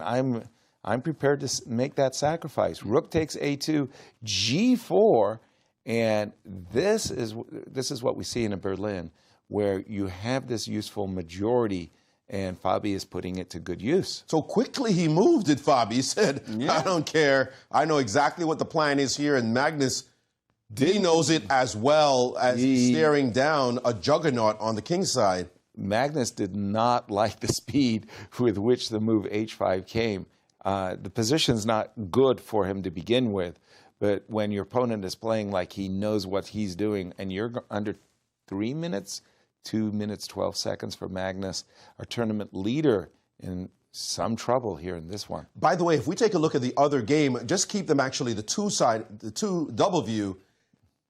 Naka has been thinking now for like 3 minutes in a position where he seemed to be okay. Notice the king is castled by hand for Gukesh, and he played this move f5, and Gukesh just played king g1 in response. And Naka has been frozen. Like, he had an edge on the clock by about 3 minutes, and now he's under Gukesh. I don't even understand. It's been troubling him for so long. I'm not sure if he's looking, he sees a win maybe somehow, or he's looking for some kind of edge, but he has been frozen so far. We could come back to this when he makes a move, but meantime, Fabi is ramping up the volume on his board. We can... looks like Naka is moving now. Oh, he did finally make a move, yeah. I love everything that Fabi has done so far. I mean, Magnus felt that he had to bring his king over to address the idea of g5 and h6 and stop a passer. He played the move king f8, the consequence of which is he left the d7 square unprotected. There's no question that Fabi would love to drop a rook on the 7th rank, but there is a g4 pawn hanging. You could start with the move g5, which is the most aggressive, or you could just play king f3, intending rook d7. I like the looks of g5 myself, with the idea of dropping a rook right next turn on d7. I mean, either way, things are looking good for Fabi. Absolutely. Sticking to his game plan here, and Magnus has not given him anything to be too worried about, you know, that he's got to reconsider maybe the way that he wants to go. So, as you mentioned, maybe a bit spoiled for choice here, and plenty of time to come to that conclusion. We did see a flurry of moves on the other board and quite a liquidation of pieces. Wow, so we can hop on over there, because the last time we checked in, there were queens, and the queens are off immediately. The kings are now found their way to the sides of the board. Now it's just a couple rooks apiece in a knight. Yeah. Yes, trending very much towards equality, although there is a 3 against 2 on the queen side for black. Those 3 pawns against those 2 pawns. So that is something that Gukesh has to consider, as his majority of 2 pawns to 1 on the other side of the board is not going anywhere, especially the king sitting back there to hold that up. So Gukesh just has to make sure everything is copacetic. He doesn't want to do anything silly and suddenly get caught and lost in a lost night ending, as we have seen happen. To be really careful. So white to move here needs to make a couple of delicate moves. He's still okay. This should be drawn with right play. Except that I do find that it's easier to play Hikaru's position, because his majority his queenside majority seems to be a little bit more dangerous. All right, we're a ways away, though, from that, as this looks pretty tightly contested. We've got to go back to the other game, as Magnus has taken that pawn on A2. We did see, pardon me, King F3, sacking the pawn, rook takes A2, G5, knight here, and now a moment of truth, because after the move King G4, Magnus is going to have to play G6, which I don't know, but that looks like it dangerously exposes the king, the black king. King G4, G6. I'm even thinking about the moves E6, Rook D7, Knight F6. My spidey sense is tingling. And he is King gone G4, G6 on the board. Now, Fabi, he knows there's something here. Yes. This just looks too darn delicious. And he's captured. He captured on G6. He might be he played E6. He might be thinking that on a good day, he wants to play the move Bishop E5. Let me catch up with the players, pardon me. Captures on G6, captures on G6. Here's what's going on in Fabi's mind. Fabi's constructing a mating net. He wants to go Bishop to E5, Rook to H1, or Rook to H2, and that's... Yeah, so he can start with Rook H1, because Rook check and then Bishop played E6. Oh, yeah, he can start with Rook That's H1. what I'm saying. Yeah, instead of playing Bishop E5 first, you can play Rook H1 with the threat of Rook check and then Bishop to E5 Magnus next. just shook his head and he said, no, I'm done. That move E6 is That's going to be a tough one to beat. How can he put up any resistance here? Because the plan is clear, as you mentioned, bring the Rook onto the back rank with the Bishop on E5. It's just a nasty mating construction with the pawn on E6 also facilitating that. And Magnus down to 110 on his clock, knowing he is in crisis mode. I hate it. Hard place here. Well, I hate it. If you have to play Knight G7 and Knight H5 to defend your position tactically, I don't think that has any chance of working. Magnus decided he needed to the square E7. Space. He played Bishop D6, but wait a minute. Geometry, there's a rook on B8 hanging, so I can take with the knight and take with the rook on D6 and threaten E7 check and rook F6. So I'm looking at this type of action. Tactics. I'm sensing tactics. But check this out. He could also play, just trade bishops and play the move Rook H1, and you're helpless. Not Knight takes. Just Bishop takes. Just Bishop takes. Bishop takes and pawn takes and Rook H1. And what do you do about the mating construction that you're facing now and all the skewers that are happening to you in this position? This is completely crushing. As well. No, that's game. Looking like a knockout blow here. Yeah. For Fabiano Caruana. 2.5 minutes for Fabi. He is going to calculate this one and see that he's got. The problem is he's got two really attractive options. Knight takes D6, Rook takes D6. But as Maurice is saying, Bishop takes D6 and Rook H1. Stick a knight on F6. We all know those checkmates. Yes. Whenever we have that Arabian mate school. That's the oldest mate in chess, in fact. Right. Is the Arabian mate. So now he needs to find it. He's under 2 minutes though. And his brain is racing, trying to make sure he's not missing any nuance. And I'm getting a little worried for him at this moment. I think he's got it. And he's played knight to F6. It's also winning as it sets up the same ideas. Maybe Bishop takes D6 was just a little bit more exacting. But nonetheless, this looks really fantastic. Rook H1 is coming. We know. Rook H1 is on its way. Well, for example, Bishop takes D6. I got Rook D7 on my agenda with the idea of Rook F7 mate. 40 seconds for Magnus. So Magnus cannot capture the bishop on F4, and if he captures on C3, I think it's not E7 check, but I think it's Rook to H1 with the idea. It's the same mating idea. Of Rook. You still take on D6 and play this Rook H1 or Rook H1 first. Here we he's go. taking on C3. Here we go. Moment of truth. This is it. This is why they get the big bucks. Rook H1. No, he didn't even need. He didn't even need his 5 seconds. But Rook H1 actually is a mistake. He should have included. He should have taken D6 first. It turns out it's not the most accurate move, as that allows a possible construction. He's still winning though. He's still winning, but Bishop takes on F4 complicates matters a little bit. Whoa, whoa, whoa! Why isn't E7 just winning? E7 check just wins. King F7 is equal. Rook 8. Oh, you have knight G7. Just slide up. The knight dropping back is the problem. Knight G7. He is very close to letting go of the rope. Right now, he must, and I mean must, to keep a big edge play, rook to H7. Ah, and he's done it. And he finds it. And he's still a ways away, though. Well, you got. What's the answer to knight G7? That's the only move. You have to stop rook F7 mate. He can go win the rook. He can go win the rook with check and take the rook. That's looks a nice pretty skewer. good to me. That looks pretty good to me. You and me both, James. I'd like another rook, please. I'll take 5 points of material. Thank you. The menu meal. Yeah. I mean, I'll and take what's effectively on guarding the B2 pawn as well. Once you do snap that up. Let's do Yes, it. we're optimistic, but this is where you get hiccups, right? Because his time is 21 now seconds. ticking way, way down, and it's very easy to make an error here. He's done He's it. gone practical. He's played this move, and There Magnus goes the rook. staying with the game. And that B pawn is defended now on B2. But check There's it some out. knight checks on Knight- D5 to worry about. Knight D5 check takes the bishop. That's a huge fork. You can't. This is a strange checkmate.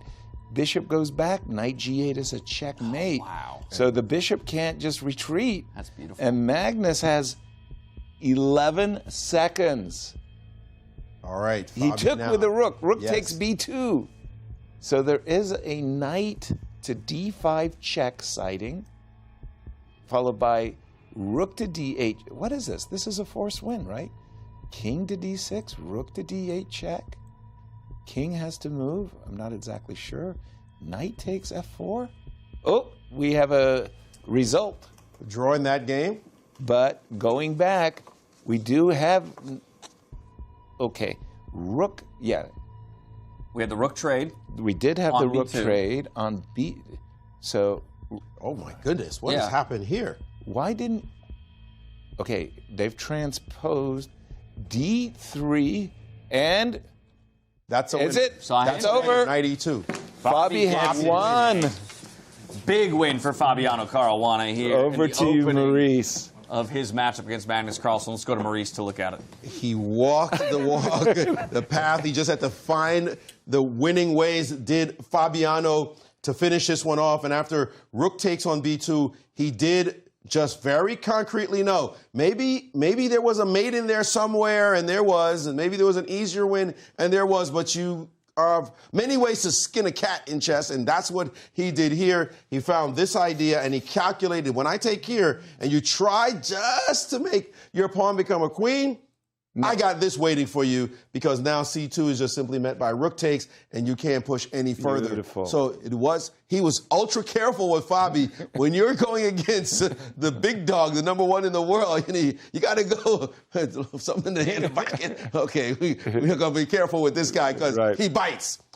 But Fabi got it done, and now the standings change dramatically as he jumps up closer to Magnus, and it's 2 points for the win this time. Fabi did not just a service to himself, but like we said, to the whole field there field. by making sure that Magnus does not continue to accumulate points there in their first bouts before they flip sides of the board. But that's also, I think, a massive boon to the confidence there for Fabiano Caruana, because as Maurice had said, he now finds himself out of that fourth place position and slowly clawing his way up the standings. Now 5.5 points to his name, only half a point out of second at that. And would you believe it, that the man who entered first in the day has now precipitously fallen to the bottom of our standings. Gukesh did come away with a draw against Hikaru Nakamura after all the liquidation that we saw in that Berlin. We've just hit the halfway point of the day, and Magnus Carlsen, well, he did define himself, finally took a punch. Yeah. I'm just very curious, of, statistically speaking, what Ben Underwood thought of who were the favorites. Let's just take a look. All right. James, have a gander. Chances to win the tournament with 15,000 tournament simulations run, and Magnus Carlsen, I think no surprise, will have the largest piece of the pie, 40% to his name. Now let's take a look at what happens after day one's results come into the consideration, and Magnus Carlsen's chances only climb. And now Hikaru Nakamura going to slide right up into that 20-ish%. Gukesh Dommaraju, the one who really felt like he was out of the picture. But Gukesh was leading the tournament after day one. Are we talking Even about? ahead of Nakamura for sure. I mean, Gukesh is like, Got no love here. I don't get any respect. Look at that, 55% for Magnus after day one. Who's going to have a word with the computer? I don't know. Who's going to go talk some sense I'm into not that going to talk computer? to Ben Underwood, on the other hand. Ben's in a lot of trouble. I mean, Oh, that's a good point. We had a draw in that most recent game. Tell me what that means happens. our bonus money is going in the upwards direction from $4,000 as we entered the day. Now with $2,000 per draw going straight into that champion's jackpot. We're looking at $6,000 for whoever takes the top prize, and very likely only to grow. that's the first draw out of the first 4 games, where it's 75% throughout. 75% the first day. I think that's a perfect hit rate. I mean, Let's keep decisive. going. Let's keep going on that. What is the life of a photographer like? You got to do it your best. If you haven't had the opportunity to stroll through the St. Louis Chess Club and just take a gander at the adorned walls, it is incredible to see the history that has taken place in those hallowed halls. Yeah. When you look at him inspecting Crystal. the chess pieces, his Yeah. Magnus as he chomps on some food there and gets ready to seek his revenge in the next game. And Thinking about eating that piece. he's looking at every piece. What's on the bottom of these pieces? Is it cake or is it a chess piece? Let's get to the bottom of this, shall we? I got to say, when you're one of the most photographed people in the world, even in Magnus Carlsen, certainly the most photographed chess player, you know, some pictures come, cameras, who cares? Do what you want to do until it's time for me to play some You know, it was the strangest thing. He had become the model for a jeans outfit in Holland. And G-Star Raw.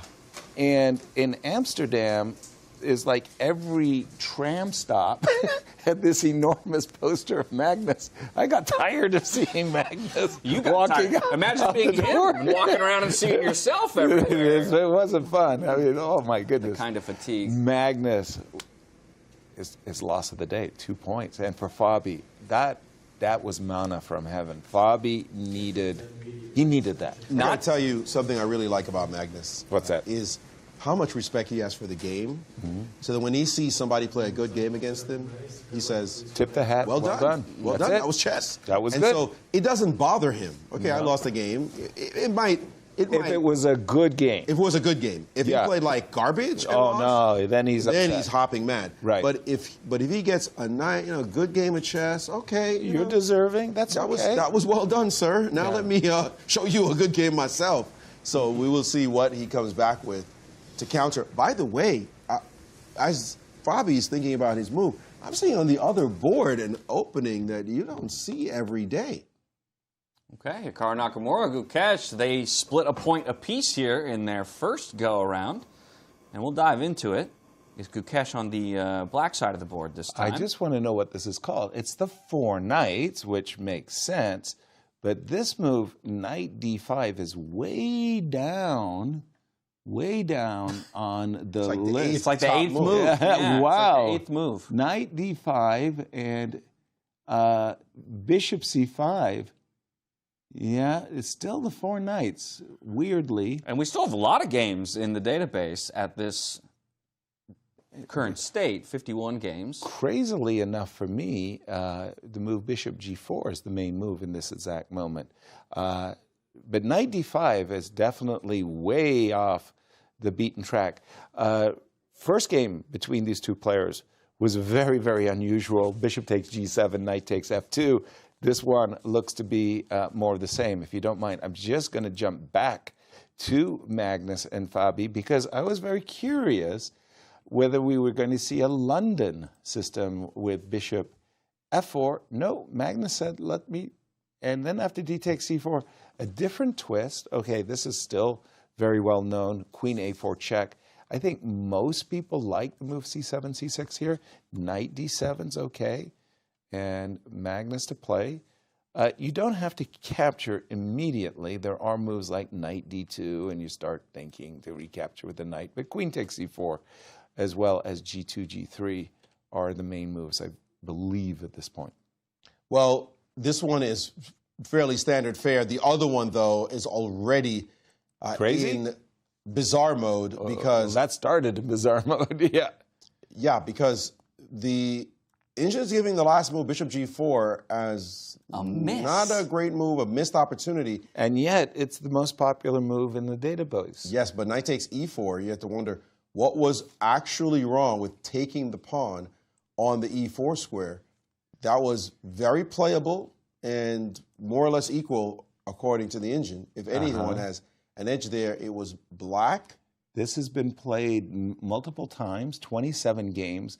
And in this position, white players have mainly played with their bishop. Bishop to D3, bishop to C4, and the most popular move, which is actually bishop to B5, A7, A6, again, most popular, bishop A4.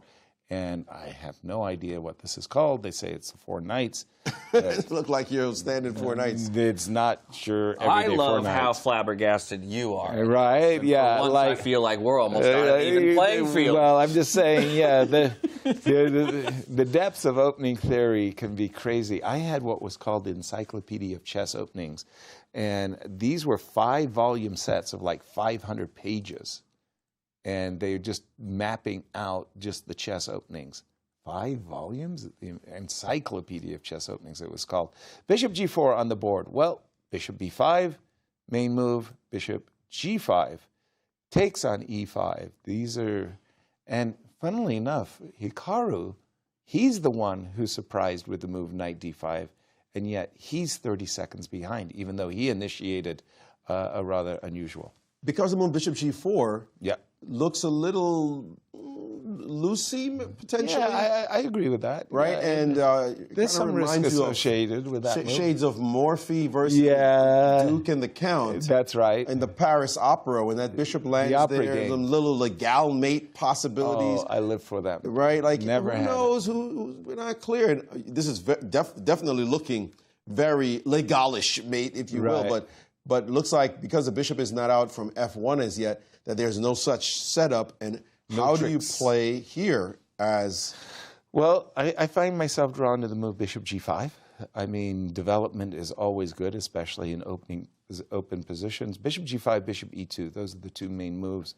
And I'm going to let Hikaru choose which one. Yeah, that's wise. We play hand and brain, and I'm going to say bishop. I'm going to say bishop. I'll defer to the world number 2 as well. Yeah. Okay, bishop Hikaru. Which bishop is it? I don't know which bishop it is. You were right. You go. Right. Very impressive. Well, thank you very much. Very good. Very good. Thank you very much. Yeah, my good man. Kudos. And so bishop G5, bishop E7. He can now, of course, take the two bishops if he wants. Grab the and he's bishop done it. on E7 and say, I have the advantage of the dark square bishop that you don't have as well. Which we call the advantage of the two bishops. Yep. But is it much here? I wouldn't make any major claims. The thing for me that was really a surprise is not only in his writings, but when I was analyzing with him, Bobby Fischer, he felt the advantage of the two bishops was so great, he called it winning the minor exchange. So when you win the exchange, you win a rook for a minor piece. Winning the minor exchange was winning the two bishops. He really felt very strongly that such positions favor white. Now, I'll be honest, that recapture with the pawn would not have been my Your first choice. But the problem is if you recapture with the bishop, you're going to lose a lot of your advantage because guess what? You're going to have to recapture with the pawn again because queen takes e4 check is on the agenda of Gukesh. So I think Hikaru made the right decision and preserved his two bishops, Maurice. That said, the engine really thinks that this is nothing for Hikaru, and in fact is worse. The G takes F3 has shades of Talbot Vinnick in the World Championship 1960. match. Yes, and the Caro-Kann game. Right, loved it. Later, Botvinnik punished Tal for that kind of play in their rematch. Right. But here, that very strange structure on the king side, if you can control it, then those two bishops will walk all over the knights. But will Gukesh be able to restrain the advance of those pawns, because if white could get a few moves, he could play queen d2, castle queenside, and then play a 4 and roll you, or even queen d4 in some cases. Exactly. But this position, Gukesh is going to play very fine-tuned chess in order to control. He has to control those bishops, so that this 2 bishops and the move f3 to f4, that this does not happen without black having some kind of counterpunch. Exactly. Now, because these 2 bishops and these doubled pawns, there is the weak square f4, so it makes sense to try to target that square. Knight to g6, queen to e5, knight to f4. That's a lot of moves. Now, in the meantime, you mentioned queen d2, castles long, and maybe a ready-made attack along the g file as well. Quick question for you. Where do you castle your king? Are you going to go queenside, or are you going to go kingside? You go kingside, half-open g file. Can I answer your question with a question, though? Do you make that decision based on where your opponent castles, or are you trying to castle first? I think in this moment you're trying to castle first and just figure out where your king belongs. But the clock, James, what the heck? I'd be worried if it was anyone other than Hikaru. Yes, but guess what? Good point. Guess what? Yesterday, the kid beat him. That's true. And I'm calling him a kid, even though he's 19 years old, so he's not such a kid. Well, I guess when you're my age, 40 years older than him, everybody's a kid. But, you know, I'm talking about him like Billy the Kid, gunslinger extraordinaire, and he is showing that he can hit you hard. So, yeah, you want to get behind on time, that's good on you. I'm going to be bringing moves to you, and now bishop to e3 played. I'm seeing a stunner show up on screen here as I look to the big board, and I see that the move d5 is, whoa, and it has been played. And instantly, by the way, Hikaru did not hesitate. I was thinking about the move queen d4 in order to slide across with queen a4, but no, instantly f5. But queen b4 check is playable right here, right now. Ooh. The point being, if you try to chase the queen with, let's say, c3, thinking you're doing something and you're hitting the queen and hitting the knight, then suddenly queen takes e4, lands on the board, and the rook on h1 is hanging. And the question is, are there any serious tactics to stop what Gukesh wants to do? Oh my gosh, I think that was a miss. f4 was really, and the fact he played it instantly was a real surprise as well. I thought we were going to see queen d4 followed by long castles for white. But queen b4 is a monster move for Gukesh, and he's not going to move the knight. He moves the knight, e4, e5, right, and you're just losing, giving as up black. too much space. However, queen check, hitting the king. Okay, so first we explored the option, though, of chasing away with the pawn, but definitely not the best. Yes, follow the line. c3, queen takes. e4. And then rook g1. Okay, so we're hitting the rook, we're hitting the knight. Rook g1 would force the knight likely to backtrack. But then he's gone for it. And whoa, queen d2. Queen b4, queen d2 instantly came played. Instantly. Hikaru is dreaming of queen takes e4, castles long. I bet you dollars to donuts he wants the castles long. And he goes for it. Got your donuts? You got your dollars? Now we have a crisis position because knight c4 forces pretty much, I think. Knight c4 forces bishop takes, or do you have another move? I know what you're saying, Maurice. I'm not sure I do or don't. Queen c3? If I'm going to trade, I want to trade on my terms, which is I'm trying to play bishop b5. Knight c4. He played knight c4. I mean, he just took it. Yeah, bishop he's just takes, playing as takes. if, look, I'm a pawn down, but look what you got. You got a king. You got a king in the center of the board. But show us, after the queen drops back, what exactly... Well, the bishop takes up its command. And if you castle queenside? I think that's a great move, by the way. And then I really like black's position a lot. Sorry. And there it is? Yeah, I like black. And Hikaru, just like, you're a pawn down, dude. And then another tempo to play king moves that allows knight e4 potentially. Never mind potential. Do it. 6. You don't. What just happened? Hikaru blundered the pawn. But he did it so calmly and quickly too. Because remember, when you were calling our attention to the clocks, Hikaru had about 5 minutes to his name. Yeah. He's been playing essentially with increment this entire time. And yeah, of course, Gukesh has equalized on the clocks, but now he has a decent advantage in the game itself. All right, well, I don't believe it. But that one we don't believe, but the other one also looks a bit surreal.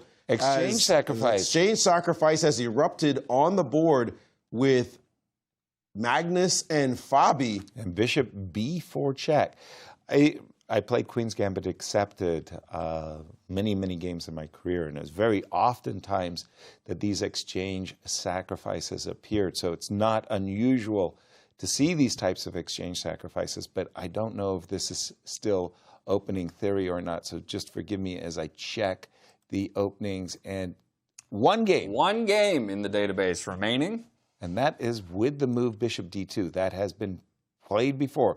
So we're still in the throes of theory. Well, you say throes of theory. If it's one game. It ain't the throws. Stop it. But who played the game? These two guys are aware of that one game. Ooh, so King e2. There's your novelty. We are no longer in the throes of theory. We've clawed our way out of theory. And now King e2. sitting on e2. I don't like that. Impressed by the No, I do not like that move one bit. No, I'm sorry. No, how do I ever get my light squared bishop into the game now? We have to go through g2? Yes, correct. We'll have to, and that's going to cost us some time. Did you see Fabi scratch his head there? Like, this is a head scratcher, and Fabi scratches his head. And say, yeah, that's how I'm feeling about this position as well. How is his king on e2? Can I punish him? Would be your thought, but absolutely, you got to be careful. You know, it's Magnus. Whenever I see a king in the middle of the board, I'm thinking, how do I open up lines? So the move c7, c5, castles, e6, e5. That's a boss move too. Look, you're saying all this, Yaz. Yep. I'm seeing 222 on Fabi's clock. Whoa! Immediately e5. I thought castles first, followed by e5. But what he's thinking, Fabi, please take with the knight, Magnus, and give me an opportunity for a discover check so that I can pick up the queen on a8. No way is Magnus going to take with the knight. What I saw as a tactic, I saw a long time ago as a beginner, actually, or a low-rated player, with the idea of getting your queen to the d3 square and delivering mate on that square. I love it. So if he could somehow sneak through all that congestion, stuff, the congestion, thank you for the word, in the way. And this line you're showing is very close to making that happen. So Magnus has to be extremely careful after this move, e5. That the queen does not land on his doorstep. That would be checkmate, just as you mentioned. But e5. I like the switch up in pace. I like the aggression here from Fabi. This is Fabi, gloves are off. Yeah. Oh yeah. No. That's a haymaker if it lands. He lost 4 games yesterday. That's what I'm saying. Magnus comes in having won 2 games today. Fabi hits him and says, I'm going to hit you again. Yeah, I dare you to stand back up. That felt so good. And that would put them in a tie for first. Be serious. That would be wild. That's a flip of 4 points? My goodness. Well, and to go from the bottom of the standings to the top. Welcome to Clutch just through the beginning portions of the second day. I mean, what a switch up that would be for Fabiano Caruana. Okay, but now Magnus is reeling because that was not a move that was on his agenda. I mean, he was just hoping that, he could calmly play rook d1 and play g3 and somehow, I don't know, catch up in development. But the move e5 is a slammer. I mean, it's forcing. I love this because pawn takes. Okay, let's do it. You could play knight takes, and thanks to you giving me that hint, knight takes is not playable. Stopping the mate on d3, it does stop it, except, as you pointed out, bishop g4 check comes in the game, and then the black queen will pick off the white queen. So this one queen is doing double duty, going after the king and the queen in one fell swoop, and Magnus leaning back saying, Wait a minute. Yo, what's going on? What am I supposed to do here? And he has taken with the pawn. And we're anticipating knight takes, a monster move by Fabi. He's going to have to play rook d1, it looks like, and it's on the board. Knight takes e5. And just as we're saying, there is no knight takes e5. That bishop g4 check rocks the world. Now, and again, you cannot allow queen d3, because that's not a check. That's a checkmate, thanks to the bishop as well. So Magnus is probably going to have to play rook to d. Oops, excuse me. Rook to d. No, come on over. Rook to d1. Sorry for the finger slip. And the knight is going to drop in on d3. Whoa, whoa, whoa. Knight drops in on d3. Give me the bishop with a check. So Magnus is going to have to address this. This does not look like fun. Not at all. No. Not at all. Look at his clock time now. He's down to 1:46. And he doesn't want to move, but you got to stop mate. I mean, it's mate. These challenges that he's facing, these are not good moments here for Magnus. No, not one bit.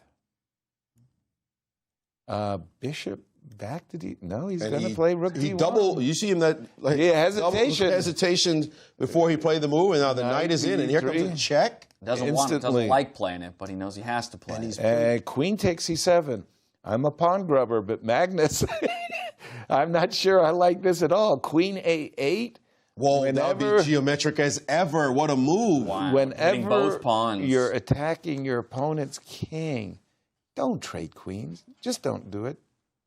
And queen a8 prepares castles as well, with white's king stuck in the middle of the board. If you get one free tempo to play queen a8, and then you're getting ready to castle. This is a moment that Fabi could only have dreamed about here. He's got Magnus's king in the crosshairs. Look at that king on e2. Magnus, what have you done? Yeah, king horribly placed. A worthless bishop, a rook that's stuck in the corner. A bishop on pre, that when queen takes e5, queen takes e4 check. Too many holes, too many weaknesses in the position. This looks awful. It's actually surprising because I don't see a single proper defensive move. The king cannot move. The bishop dare not walk away from queen takes e4 mate. What would you do here if you have to retreat the knight? And there it is on the board, and Magnus... Queen b8. How did I miss that? Of course, he played it instantly. Yes, no, that was... Do not trade queens, not if I force you. Queen b8. But that's hilarious. Yeah, that was silly. Both of us had a mutual blindness there. But look what just happened. He had seen it, and he understands he can take the bishop now with check. The king discovered an attack on the queen, and now he's taking the bishop. The white king has to go for a walk up the board. Oh, my goodness. This was beautiful. Is it? Yeah. Is it? Yeah, king steps forward. The A2 pawn is hanging now. Let me refresh my board just to get king e3. So what we saw after queen b8 was no trade, king e7, trade on the queen. Now we have the intermezzo, knight takes f4 check. Only legal move in the position for Magnus was king e3. We recaptured the queen. Now Magnus is thinking about a3 or king takes f4. He's chosen king takes f4, rook takes a2. In a snap. An exchange down, no development, but what's the pawn count? It's equal pawn count. But the b2 pawn, if it drops, plus the constraint of those two passers, with the two bishops as an advantage, what an evaluation to play this position as one for the win. And Magnus there touched his king and said, oh, I meant you do. You knew that? No problem. Fabi didn't blink. 42 seconds for Magnus. What a position. First blush is it's so much easier to play black side of this position. I mean, if I play the move e5, I'm walking into knight h5 check, king to e4, bishop c6 check. I've got no business doing that. If I play the move rook b1... 15 seconds to make a decision. B1, I hate the move rook b1. Ooh. Oh, and you can see the eval bar slips Bishop precipitously. c6. Asking a salient question. What are you doing about this pawn? By the way, is knight g4? Knight g4 starts to look very attractive. g5. We're being told about G5 is strong here. Woo. That's a shocker. Woo, G5.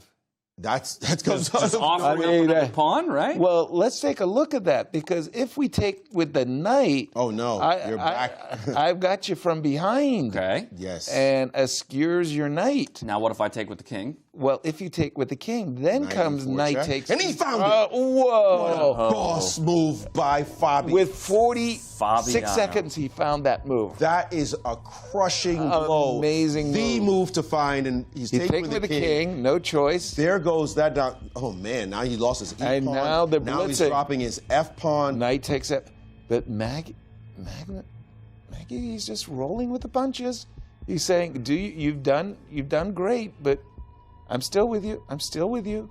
Bishop Come on, to these D6 bishops check. are slicing and dicing yet. Well, he's going to play king Back king up the G5. Okay. No way. I'm tasered.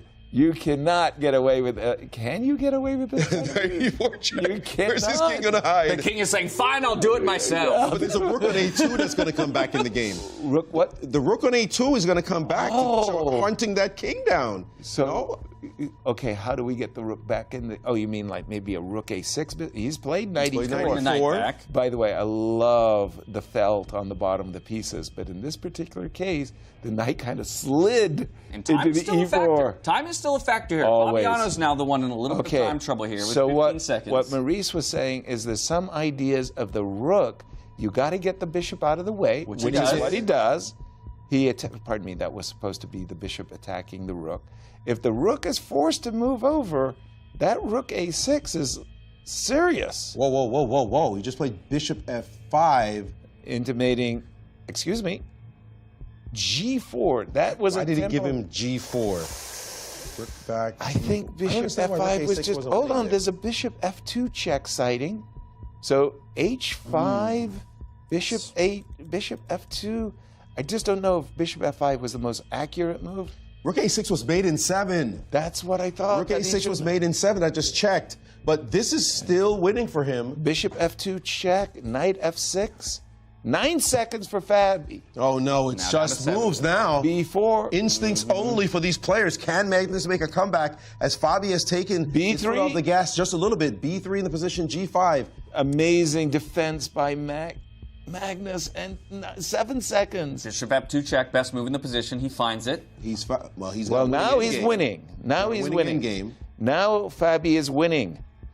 Now Fabiano is winning because he won the exchange back, and the queenside pawn should crash through. Here comes a king. Knight E4 check. Seems that's the best And king. why F4. not knight A5, knight C5 to A4? This is a lot tighter than it should have been, and now Magnus with a real advantage on the clock. As playing Fabi has to catch up more on the clock. This looks winning, though. I'm not feeling this position. Knight A4. I'm feeling it. I'm feeling it. It's a long Take out. the pawn. Rook takes A2. Rook takes B2. Knight takes B2. He's looking for the king, though. He was reaching for the king, was Fabi, but he does go for the pawn in the end. Oh, my gosh. King D4. What a move. It's still only 7 Maybe seconds, he should have played King C5. Oh, my gosh. If Magnus saves this, he's a genius. We know he's a genius already. Flat out genius. But it'll be really heartbreaking for Fabi for sure, as this game is getting tighter and tighter. Fabi has to keep his composure. You have to keep your composure, even with only 10 seconds on the clock. E4, what a move. Where did that come from? Now pawn takes. Is a knight C3? Knight. You have to watch out for. Knight D3. Knight D3. There was a small miss there, according to the computer, by Magnus. Maybe a way to save the game. But either way, in the time, he didn't find it. How does he make his passes work? King F8. And the engine is saying the game is equalish. No. Basically. Yes, Magnus with a titanic save in the works at the moment. And extraordinary. Wait a second. Knight B2. Knight B1 check. Knight. He overlooked this. He allows the pawn to queen. Exactly. He's blundered. He has blundered. King B4, B2? What's the issue? Oh, it's check. He has to play rook C2. Rook C2, guard that pawn. No longer anything there. And B2 is coming. B2 is coming. Fabi's going to win this game. If you play bishop takes C4, rook takes... Oh, look at it. Last cheapo. Yeah, but B2 still. Rook C1. He didn't play it. He didn't. He didn't play it. But I think, no, he didn't play it.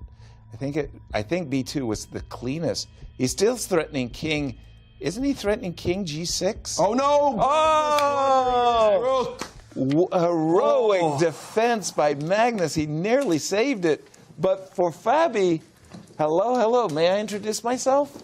He's come alive on day 2 in this tournament. We still have another game going. That's Hikaru Nakamura and Gukesh over on the other board. The most boring rook ending you've ever seen is about to make a draw.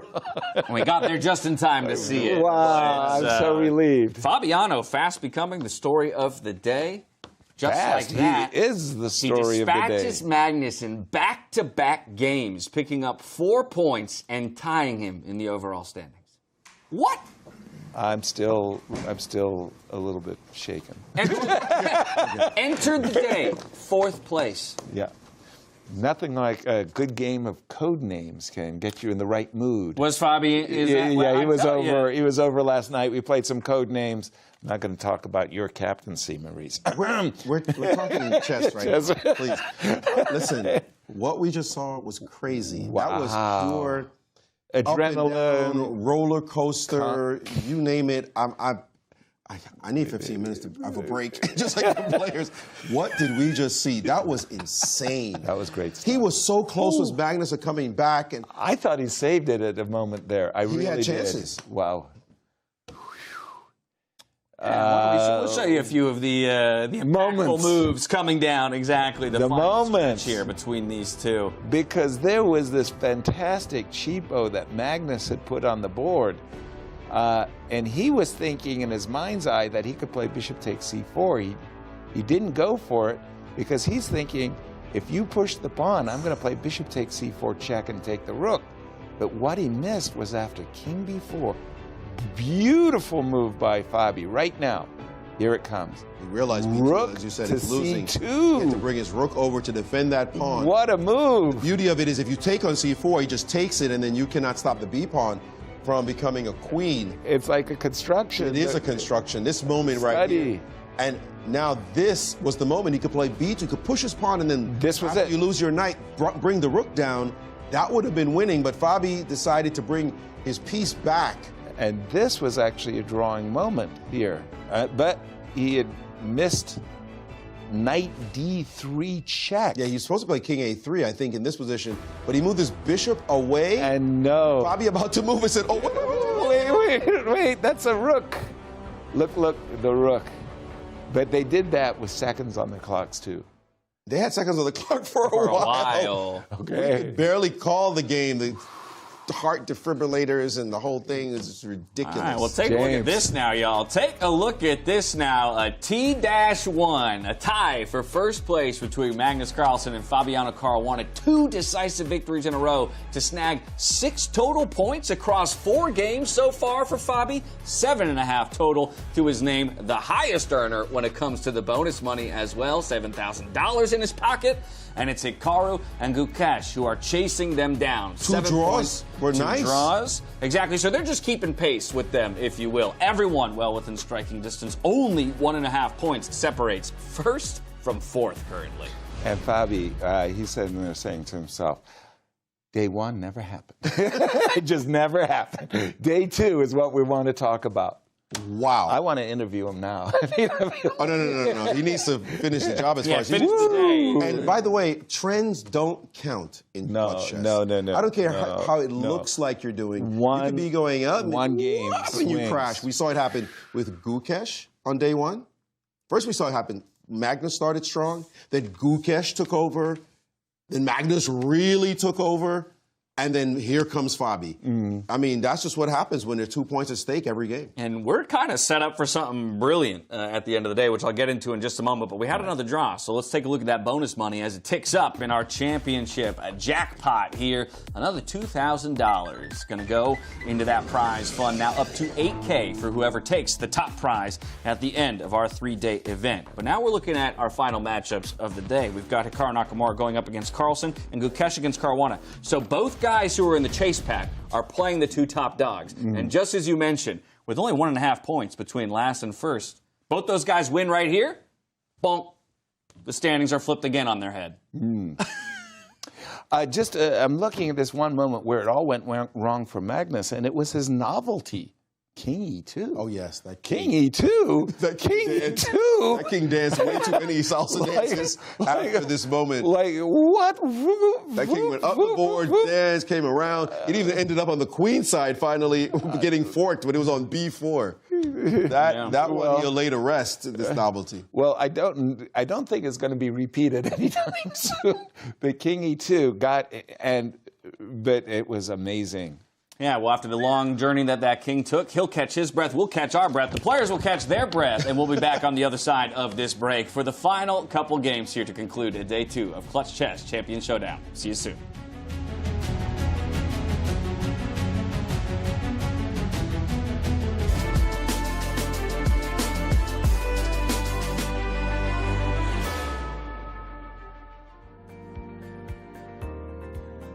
Hikaru, welcome to St. Louis and the Champion Showdown. It's good to be here. It's good to be back. Yeah, very nice. What do you think of the newly renovated chess club? Yeah, so my first thoughts actually were that it looked very similar to before. When I saw the upstairs, I actually was wondering what was really different. But having come down here to this lower level now, with all the extra space, all the different rooms, it kind of feels a little bit like, I don't want to say like the Pentagon or the White House, but it feels like you've got all these mazes and everything going on. So it's clearly, it's quite nice to see. It'll be very good for production in general. And it's really nice to see how important chess is to Rex and June Singfold. My goodness, what changes you've undergone. You are now a husband and about to be father. Tell us how that has impacted your life as a chess player. Well, I think people are going to be surprised to hear this, but I would argue that ever since the pandemic and I moved away from playing chess professionally more into content creation, I've become very good at compartmentalizing things. So a lot of people have been congratulating me about the impending baby that my wife's going to be giving birth soon. But actually for me, it's not really on my mind yet. And the reason I would say that is because there are two things. I have to play this tournament, and then I have to play the last couple of games to qualify for the candidates. And after that, then I have 1 month to start thinking about everything, get excited, feel all the emotions, and go from there. But because I'm so good at compartmentalizing, I haven't really thought about it that much. Having said that, of course, it is a very special moment. I think just from touching my wife's belly, when you feel kicks, you feel this movements, is something that is very hard to put into words as an emotion. So obviously I'm looking forward to it. It's going to be a very big moment in my life and my wife's life as well. I would say I think in terms of timing, I've been very fortunate because I don't travel as much as I once did for tournaments. I think I've mentioned this before, but in 2017, 18, 19, on average, I think I was on the road for something like 250 days of the year, at least. Wow. Playing tournaments, whether it was in Africa, whether it was in Russia, whether it was in Europe, here in St. Louis, just all over the place. So I don't play as much as I once did, and I'm sure there will be changes to my lifestyle, but overall, I feel pretty good about where I'm at in terms of trying to balance everything. I'm still processing those number of days on the road. Living out of a suitcase is hard, but that number of days, that's pretty impressive. I mean, I would say that, that is the lifestyle of a professional chess player. I think there are positives and negatives, certainly. In this current landscape as a pro player, I think most chess players are actually traveling around that number of days a year. With the amount of tournaments that exist currently with upcoming events like this Total Chess World Championship Tour, there are going to be endless tournaments, just nonstop the whole year round for top players, which maybe is good on the one hand from a financial perspective. I do question whether the quality of chess won't decline a little bit for the people who are playing nonstop, but that is kind of the life of a professional chess player, and so ultimately it's probably good for most of them. Let's turn to this event for a moment, and this event has the world's number 1, number 2, number 3, and the reigning champion. What an event. The biggest names in chess. Tell us your thoughts about that. Yeah, it's obviously a very strong event. I think in terms of events that are either rapid or blitz chess, it has to rank right up there with the absolute top tournaments. Classical, of course, whole separate category, which we don't need to get into. But yeah, it's going to be really fun to play against Magnus, Fabiano, and Gukesh. I think everybody has something to prove here in a way. Both Magnus and myself haven't really played that much chess in recent times. Fabiano, of course, has been very hot, but there's some critics perhaps of his rapid and or blitz chess, and the same goes for Gukesh as well. Everybody I think has something to prove here, and so I think it should be a really exciting event overall. And exactly game 10 plus 5. Do you feel, at least to your greatest strength as a I chess mean, player? my greatest strength would obviously be without increment. I think any straight up game, whether it's like 1-0, 3-0, 5-0, 10-0, would be where I think I have my best chances objectively. But that being said, most tournaments, of course, do have increment nowadays. It's not like the 1990s or 2000s anymore. So I feel pretty good about it. I think actually more than time control, what I'm really interested to see is the format where the points don't count for the same number on each day. The first day you get a certain amount, second day you get more, third day you get the most. Now I know there was the event with Gary and Vichy where unfortunately turned into 3 days. It felt like a one-sided chess mostly. But I have a suspicion that with this event, there will probably be some players who maybe get off to a bad start and have the chance to turn it around on day 2 or day 3. So it's going to be, it'll be interesting to see if the format works. I'm a big proponent of more variability in chess. I think the more volatile the situation is, the better chance that a tournament will have more visibility. So I think it's a good experiment, and I'm really looking forward to seeing what happens. As a commentator, me too. Good luck in the Champion Showdown. Thank you. Thank you.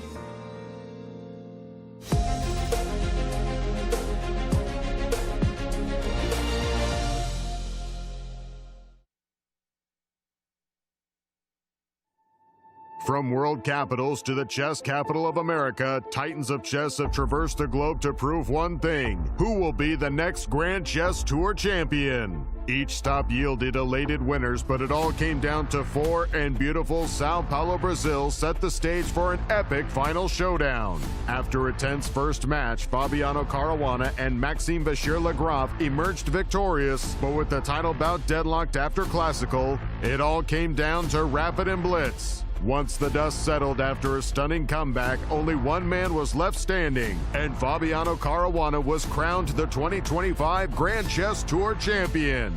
Following a decade of impeccable events, the tour looks to the future and all of the excitement that will unfold on the 2026 Grand Chess Tour.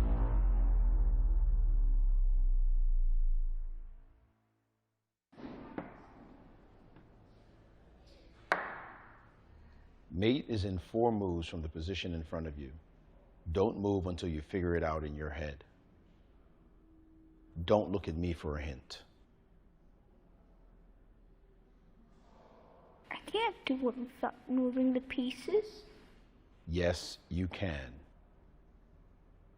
Clear the lines of men in your head, one at a time, and the king will be left standing alone, like a guy on a street corner.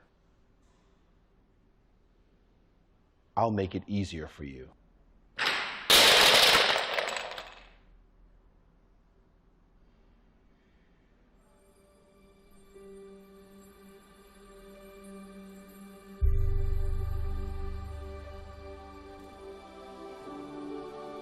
What was that about? I thought it would help. How does that help? You know, visualization and stuff. I'm not picking up the pieces. Sometimes you don't need to do anything crazy to get better. You just need to reassess your chess. I'm Grandmaster Maurice Ashley, and I'm presenting Jeremy Silman's How to Reassess Your Chess now on Chessable. So go to chessable.com/yourchess and start reassessing your chess today.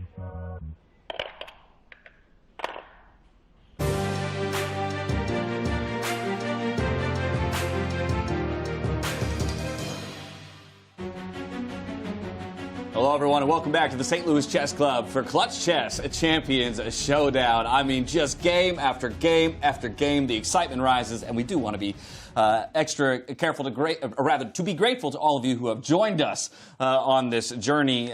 We've still got a few more games to go today. We've got a ton of games to come tomorrow. Call your family, call your friends, call your enemies. Get them in here to watch this play out, because these are the standings as they currently are. Magnus Carlsen and Fabiano Caruana tied for first, but this is after Fabiano has clawed his way all the way from 4th into that tie after dispatching Magnus Carlsen twice in a row. 6 points through 3 games for him. Hikaru Nakamura and Gukesh, though, only a half a point and a point and a half out of contention for first place between the two of them. That, of course, will bring us to the pairings that we have for our final round of the day. Games 11 and 12 here, round 6. Gukesh up against Fabiano Caruana, Hikaru Nakamura up against Magnus Carlsen. So the big news there is that both of those guys who are in the chase pack have the opportunity to strike down the front runners. Absolutely, and for Hikaru, it wasn't lost on him that Magnus lost 2 games in a row. Maybe he's thinking, Maurice, now I can strike. Gukesh, by the way, first at the board. And Gukesh dominated Fabi yesterday, but he sees Fabi's on a hot streak. 2-0. Yeah, congratulations with all your hot streaks and stuff. I might want to put one together of my own as we see him there meditating before the game starts. That's the reality. Any win just leapfrogs people in front of you so quickly. 2 points, yeah. So we don't know. If you think you know where this is going to end, thinking you don't. Yeah. Exactly. By the way, I liked coming to the playing hall early when I was playing professionally, just because I like to get the zen, the noises. I hear people walking by me. I get used to that sound, so it doesn't disturb me at the board. So I think those people who arrive late are doing themselves a disservice. Get acquainted, get comfortable at the board, get yourself grounded. And I like the fact that Gukesh is in there. Then there's the Magnus Carlsen school of arriving late and winning everything.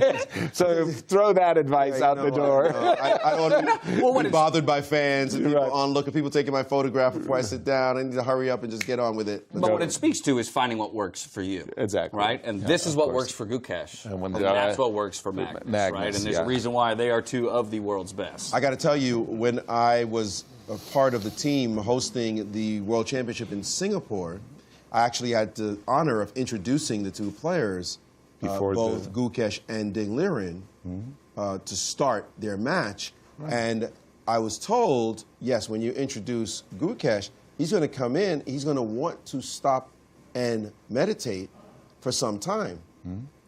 Which kind of messes up my flow. You know, like, it's not about you, it's about me. Yeah. And in fact, he didn't want to come in when I introduced. He wanted to be at the board already. So you lose the drama of challenger, Gukesh, and then he walks in because he wanted to get there and get his 2 minutes in. So that was a little bit, we had to adjust. Of course, the player is more important than anything else. We had to adjust, find a happy medium for everyone, and then we were able to work it out. But that's a habit of his. He wants to be there and settle himself mentally, spiritually, and definitely be ready for the battle ahead. And as if to prove our point, notice there are 3 players in their seats and 1 Magnus. Magnus is... And there you go. Hey, Magnus's clock is about to begin. As Chris Bird said, 15 minutes. Let's 15 go. minutes. Magnus was told. I am going to switch boards because I had the Hikaru board, but if Magnus isn't going to show up, let's go with the King's Indian. He's going to show up. It's just Magnus going to pull one of those, I'm slightly late, no big deal. No big deal. We've seen him beat players famously, like in a blitz game. 3-2, and he was like 2 minutes late in a 3-minute game. That was hilarious. Now, that player was not Hikaru Nakamura. You don't want to show. By the way, Bishop E3, a different twist in this position. Bishop E2 for decades has been the main line. Bishop E3 is usually played after you play Bishop E3, Bishop E2, pardon me. And it's sort of like, it is provocative. It's suggesting that you should play the move knight G4, but the idea is that the bishop gets chased, but it doesn't. It gets hunted, but not captured. And there he is, world's #1, Magnus Carlsen. And despite arriving late, Magnus's habit is to fix everything on the board in just the right place, even though it cost him some seconds before making his move. That's a full minute off the clock. D7, D6. And now he played the Philidor in day 1. After knight F3, knight C3, he followed it up with E5. He just left the board. He's off the table again. I think he forgot his water. He left his water behind. That's a distinct possibility. Yeah. Okay, but that's costing, only about 10 seconds. Yeah. No. By the way, kids, don't try this at home, please. Yeah, you'll become world #1, then you get to do this. Then you get to do this. E7, E5. Now, the go-to move for decades, centuries, has been knight F3. In this position, you could take on E5. It's not a Berlin ending, by the way. You could take on E5 and trade queens. Hikaru's actually thinking about it, but no. He chose, not knight F3, knight E2. Little twist. maybe in the near future he wants to play for G3, bishop G2, and G3, bishop G2, and F4, which is why he didn't put his knight on F3. And C7, Magnus C6. minds this position with a pawn on G3, and I don't see any other reason to play the knight to E2 without thinking you're going to fianchetto. Exactly. And he has suppressed the possibility of B5, which is a critical move in this position. Right. That queenside expansion does two things for black's position. First of all, it threatens the move B5, B4. The knight defends the E4 pawn. Secondly, it kind of liberates the bishop on C8, giving it the option of the B7 square, bishop E7. And again, this is the key moment that you try to justify the move knight E2. You have to play G3 because this bishop on F1 needs to develop, and he's done that. Allows the king to get into the game. Yeah. G3, bishop G2, castles on Hikaru's agenda. Now let's hop to the other board because well advanced in this game and some very interesting stuff. Let me flip over to the game between Gukesh and Fabi, because when we left it, bishop E3, and Fabi took the challenge. That, yeah. Knight G4, let's go. Look at that journey, though. Let's go. And this is a novel move, according to our good friend, Grandmaster Varuja Nakopian. Looks like a decent move because you get it play knight C6 and you develop with the tempo.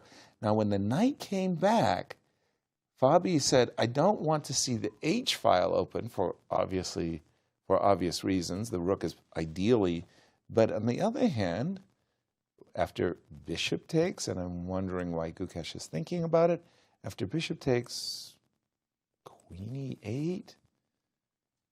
Well, the other option, of course, is rook takes, right? Because then you're hitting the knight. Yeah, but you can do it with a tempo by taking. Okay, knight takes F5. Pardon me, knight takes H4 with the knight. Consider that. Yeah, you get to drop the knight to F5 and maybe a bishop E2. I guess this is a good moment to take a pause. By the way, Fabi played in enterprising fashion, to be sure, but Gukesh blitzed his moves to this point, because now we've come here, we see him just pausing, but he's got 9 minutes, or now just under 9 minutes on the clock. So he was quite comfortable getting here, blitzing to this moment, and only now considering the move bishop takes, rook takes, or knight takes as a choice, as he knows there's some tactics. He does have to worry about this idea of bishop takes C3 going after his E-pawn once the queen moves. So let's just go down the line. Bishop takes H4, queen E8. Okay. And that's a straight threat to the center. Takes and takes on E4. It's obviously it's conceding the bishop that's protecting his king. But as Yasser would say, a pawn is a pawn is a pawn. We'd have to at least look at it to think about it. So Gukesh now thinking, do I really need to play bishop take and go down this line?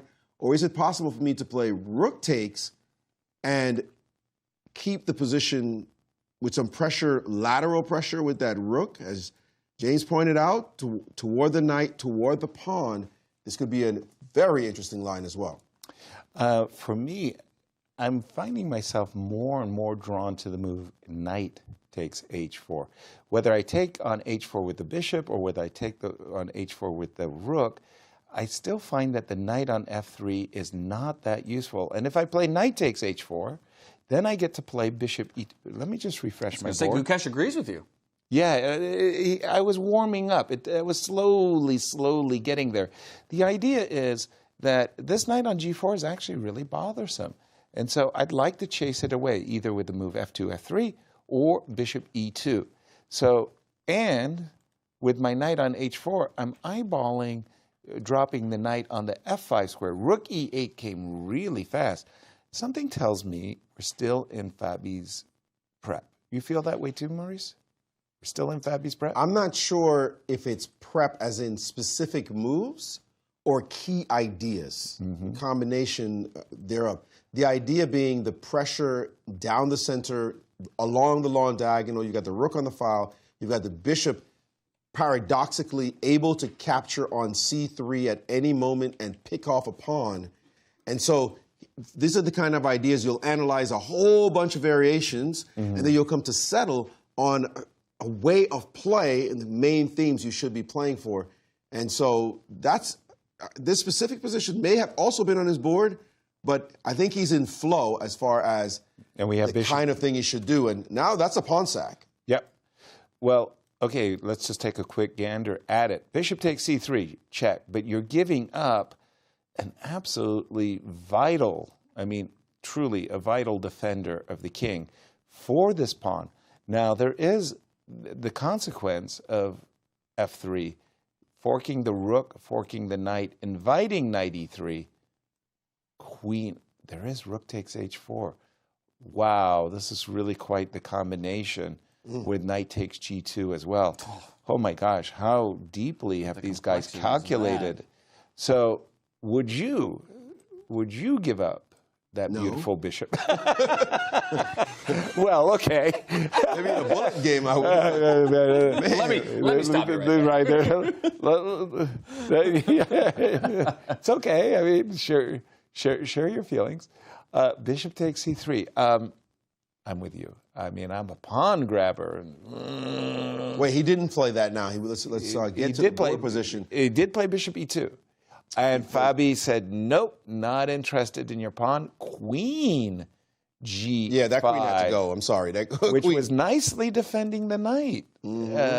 Propping things up, keeping that bishop takes c3 check in the pocket. Knight to f3. Now the queen got to go. Queen a5, queen g6. Queen a5, queen g. I'm thinking queen a5 or queen g6. I'd still like to make. Oh, check this out. Fabi has a cheapo. Ooh, the bishop is defended by the f2 pawn. You take the knight, I take the bishop. But queen g6 on the board. There was a different move then that knight he could have f3 played, and it's just as paradoxical. Remember I said I wouldn't give up the bishop? You could have played bishop takes c3 here. And then drop back with the queen. To g7. Yes. That would have been a very... The bishop with the queen. As a defender, but simultaneously attacking the pawn on c3 as well as But pawn it's so on hard to give up that bishop. And We have even been Fabi trained. found it difficult to give up the bishop. And now queen d2, it looks like he missed an opportunity there. And now with the queen on d2, black now is realizing his pawn structure is worse, and white is stabilizing the position. But This still, one is looking very comfortable for white at the moment, but... Quick question. Bishop takes c3? Quick question. If you take with the queen, which I think what Gukesh intends, there is queen takes. Making Give it me the difficult. bishop. Well, Jack castle. Yes, castle and rook, any rook, to actually E1. to E1, picking off that rook on the back row. So sorry. that is what he has calculated. But let's take a look at the other game. Let's do it. As it looked as though there was a roller coaster of evaluation going on. Yeah, there was something This there. was the Philidor. As we arrive, the current With live state F4. is zeros, but... Wait, did I just see knight b1 get played? It's weird. No, I think back to you did. this position. And Hikaru said that knight on b4 is bothersome. No, we got to go to the board. Let's get the board in front of us because this is the Karpov-Spassky. Yes. Was it 1967 interzonal? No, it was a later? candidate tournament, a candidate match, 1971. Okay. 73, sorry. Okay, you were there. I was. Yeah. I was on the appeals committee. Get out of here. Okay. But knight b1 was a fantastic maneuver. And let's catch up with the players. Sorry, we're just going a little slowly. Sometimes it's nice to see how the players get here. Knight to a6, attacking the pawn on b4. I don't want to play the move b5, allowing the knight to either secure the c5 square. So I'm be more interested in rook b1. For the moment, this pawn on h5 kind of stands out like a sore thumb. I mean, if I'm in Hikaru's shoes, I'm thinking I need to plant a knight on the g5 square. So I'm thinking, let me play rook b1, let me play rook e1, and let me go knight f3, knight g5, and I got a ready-made attack. Let's see how it unfolds. By the way, Magnus down to 4 minutes, James? Yeah, well, a minute of that came from arriving to the board late, of course. Since then, hey, man needs his water. That could become a factor, right? We don't know just yet. Man needs his water. Magnus is a little late. Gukesh was the first to arrive as we saw him getting the zen of the competition, the arena. And Rook B1, okay, that took Hikaru 20 seconds or so. I expected him. Well, as quickly as we got here, we're going to flip back to the other board. Okay. It happened. Gukesh versus Fabiano. Wait a second. Even more amazing happened. He played Queen D2, Bishop C3. He did not take with the Queen, took with the pawn. And after Queen takes on E4, King F1, not castling. And he's saying... He wants to keep that threat. Look, I've got Bishop D3 on my agenda. You're pawn up. I've got the 2 bishops, and if I go Bishop D3 and I crash on the H6 square, it's over. You're busted. But wait a minute. Wait a minute, says Fabi. Wait a minute. I've got defenses, and as soon as I play the move Bishop F5, what are you doing with your bishop on E2? This is not clear to me. Bishop F5. There is a knight D4 sighting, where now you start to prepare some sort of bishop. No, Bishop F. Is F3. I know what you're saying. There's something happening on the F3 square, but that knight E3 check. This knight on G4 has been way too bothersome. But anyway, I was surprised he didn't recapture the queen and castle and accept a pawn sacrifice without this compromised structure, or the king on F1. But Gukesh is saying, look, he wants to attack down the H file. And let's not forget, Gukesh came into today's play in first. Not in first, pardon me. He wasn't first. He wasn't first. Yeah. That's when right, because Magnus was second. I know, we've been playing a lot of chess. He's been going up and down. We've been playing a lot the standings have been He's crazy. hit both sides of the leaderboard today. Right. He started at the top. He's now at the bottom. And looking to put his name back in the conversation. And look at this move. Okay, Fabi said, I see you. I see that the bishop is coming to D3, hitting my queen. I don't want to retreat on the file. That would only mean another tempo. So queen drop back. Now bishop D3, Fabi has bishop F5 as a very nice defense. You would love to play the move knight H4, but that would hurt your feelings because it comes with check. So Gukesh, is it now time to play bishop F4? Why not? And let's add to the pressure. Yeah, exactly. Bishop F4. I'm a little concerned also that there could be a timing of a rook H3, rook G3 idea sleeping in there as well. Rover. Yeah, and he has played a bishop to F4. Very logical move. He will take that pawn if you leave it there, and it has moved. Fabi didn't even hesitate. I'm not giving you anything. Now, how can Gukesh increase the pressure on the king side? Maybe this knight is in the way. Maybe it's time to play the move knight to D4, intending the move F2, F3, and start kicking this knight backwards. You could also tempo with knight H4. Yeah, hit the queen same instead. point. Knight H4, the queen will likely drop back to G7. You could also bring the rook from A1 to E1, although its destiny is not yet decided. What you want to do is rook H4, rook on A1 to H1, maybe G2, G3. Instead, interestingly, Gukesh opts for king G1. King. What's the idea of this move? Easy. He wants to play the move bishop D3 and meet bishop F5 with knight H4. When the king was on F1... It could be checked. Correct. Exactly. So king G1 preps bishop D3, and let's get up to date. Knight E5, knight H4, keeping all the pieces on. Am I getting the feeling that Gukesh is like an attacking genius? I mean, the way he keeps his pieces dynamically in the game, I'm it's funny because the engine doesn't like this move. It doesn't. But I'm with you. I'm with you. Wow. There's a certain flow in his play, And that I respect. Yeah, that you say, okay, I see what you're after. The only problem with this, though, is that your pawn on c4 is suddenly under attack. You are currently down a pawn. Correct. And you don't want to go down too many pawns and then try to prove that you have enough compensation. He's not quite there yet in terms of activity of his pieces. Right. If his rooks were better, again, that rook on g3, maybe, ooh, whoa. F3. Very committal move. Pawn up to f3. He wants to get rid of this knight. So that knight was kind of like a thorn. It was holding his pieces back. So it's got to go back to f6. It's got to go back to f6. But Fabi hesitating. Should be a blitzed move. Because, well, you just want to make sure there's a... there's an attack. Instead he goes knight g6, best move in the position. Ooh, okay. That was not on Gukesh's agenda. On yours? Yeah, I kind of saw that the bishop was loose on e2. So knight takes g6, queen takes e2.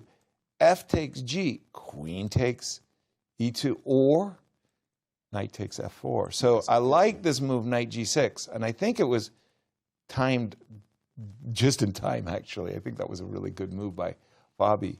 In the other game, Magnus has netted a pawn somehow. I don't even imagine how he won this pawn. Could we see this? Yeah, we're going to get there right now. You'll notice, though, that he still suffers from a 3-minute deficit on the clock overall. So rook b1, rook c8.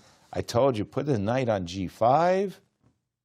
Except there's a pawn on a4 that was hanging. With a tempo. And Hikaru dropped that pawn so that he could get the two bishops. But I think Hikaru is now trying to play for equality. I mean, knight is coming back to e6 and maybe on a good day even h4. Excuse me. Yes. That clock I'm looking at, though, says 4:25 for Hikaru and only 46 seconds for Magnus. Something given for something gained, right? You got that pawn, but what you gave up. Yeah, the clock time, that's huge. And Hikaru is very unforgiving, where a big time advantage, there's a big discrepancy on the clock. And yet, Magnus is a maximalist. He's not thinking, I'm going to draw this position. I'm going to play the best moves, and I'm keeping the win in my brain. I know I'm only down to 47 seconds. I know how much time you have in the clock. I even know how fast you are, because we've played so many games against each other. They have. But I'm going to keep trying to win this game, move after move after move, so that you might think you have an edge on the clock. That could disappear in an instant, or Magnus will make 6 or 7 moves, and you'll stop looking at the clock and thinking it has any meaning. Well, to keep people apprised of the other game, no moves made following that knight g6. Retreat to g6 by Fabiano. Gukesh frozen. Let's take the moment to actually look at both games, since it looks like both sides in a think at the moment. And we see on the left there, Magnus. Magnus is against Hikaru. And then finally, Gukesh, after a long think, captured on g6, and instantly queen takes e2. F3 takes g4. The pieces are being captured quickly suddenly. Yeah, both incredible calculators, you have to imagine. Oh, yes. Oh, yes. Took that time. Whoa! Something, what happened? Rook e2 came with a double question mark. Oh, it's rethought. It's rethought the situation. Whoa. But that was just a glitch. Okay. I saw like the whole... It's like a Christmas tree lighting up on your side of the studio there, James. Takes on rook e2. The computer at first said double question mark, and I started looking at takes on g6, takes on e2, and I'm looking at the game of Gukesh and Fabi. At first, I thought it was something like this that the engine saw. Well, we can't see your analysis at the moment, yes. Oh, okay. We're just following the 2 games. Okay. So what happened was Gukesh spent quite some time on the move knight takes g6, queen takes e2, and suddenly, after the move rook e2, the engine went wild and said, you're losing. Bishop f4 on the board. And could we go back to the 2 board view? We won't be able to analyze like specific analysis, but this is so critical. Magnus at 29 seconds, Naka at 2:21.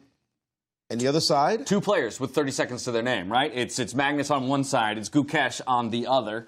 And, of course, about 2 minutes to the name of Fabiano and Hikaru. All right, you can pick whoever you like more. We will try to keep up.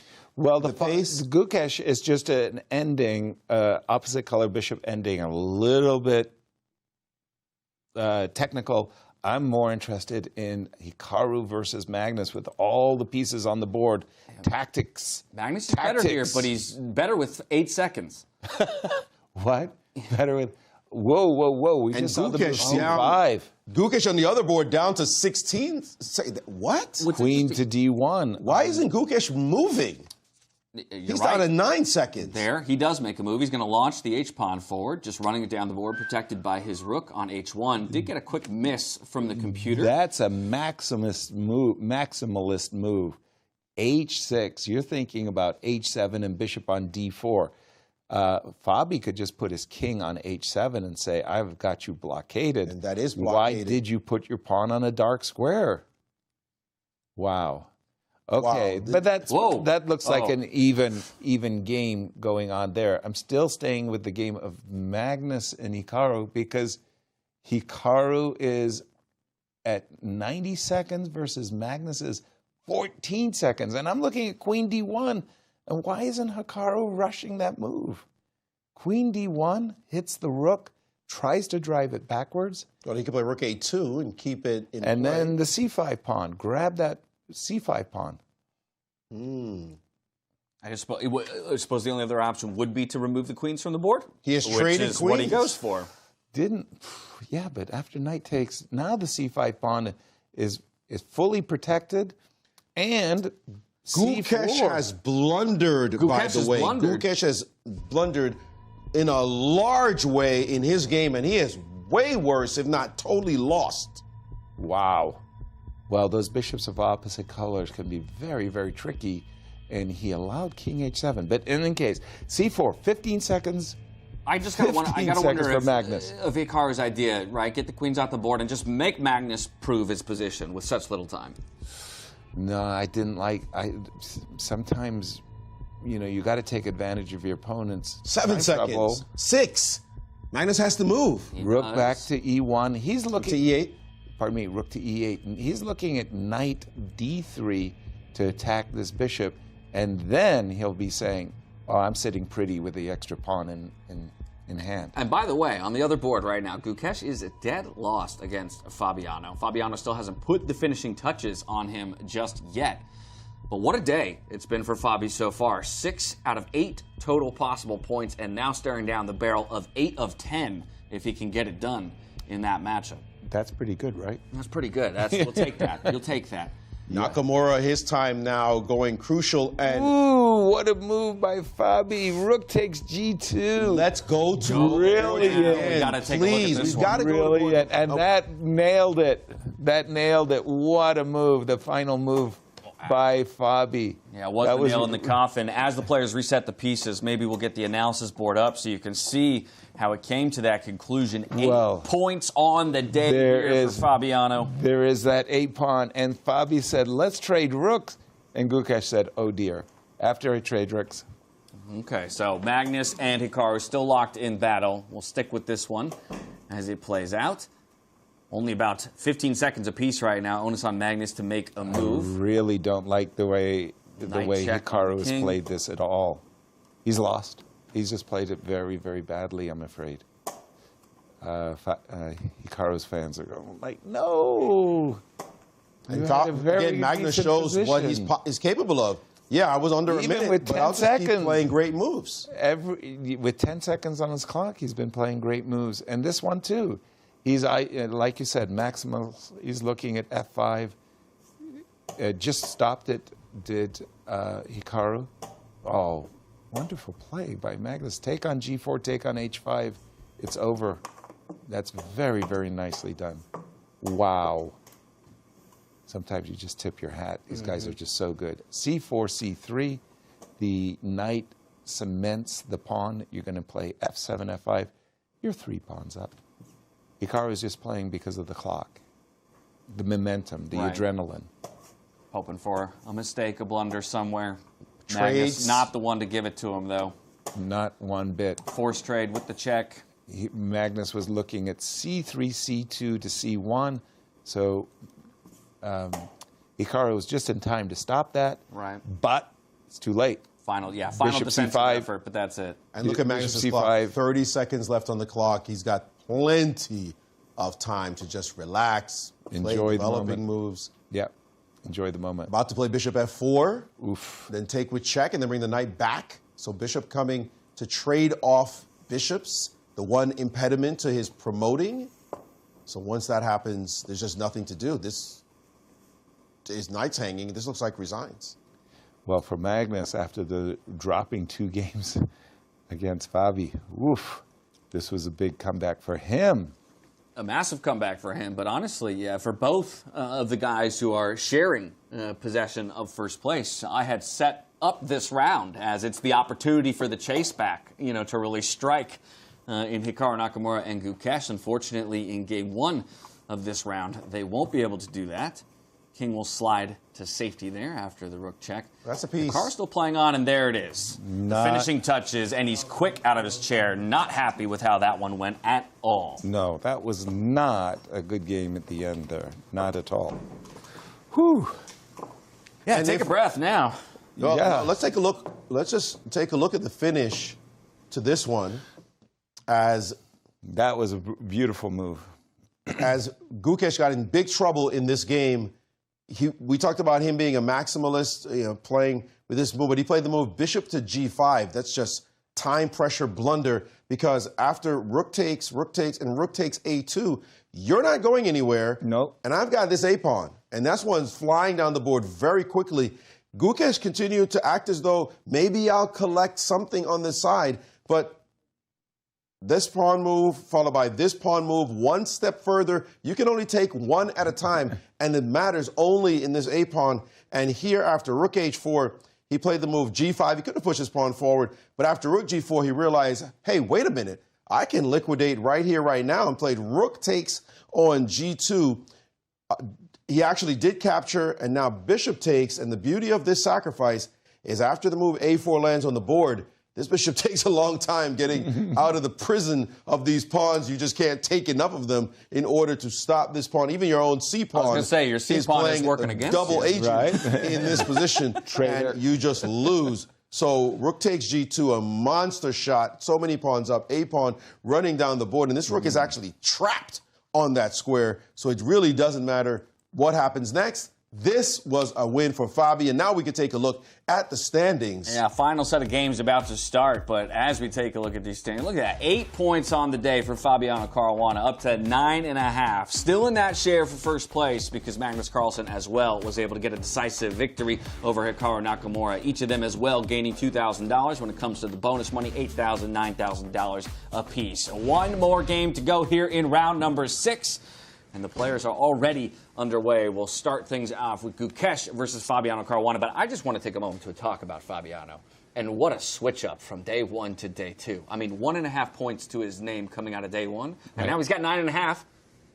And matching the world number 1. Exactly. Victory for victory. What did he eat for breakfast? Stride. Yeah, exactly. And whatever he did, put it in a can and sell it for $1 million. There you go. I'll be a first buyer. But didn't he lose the first game?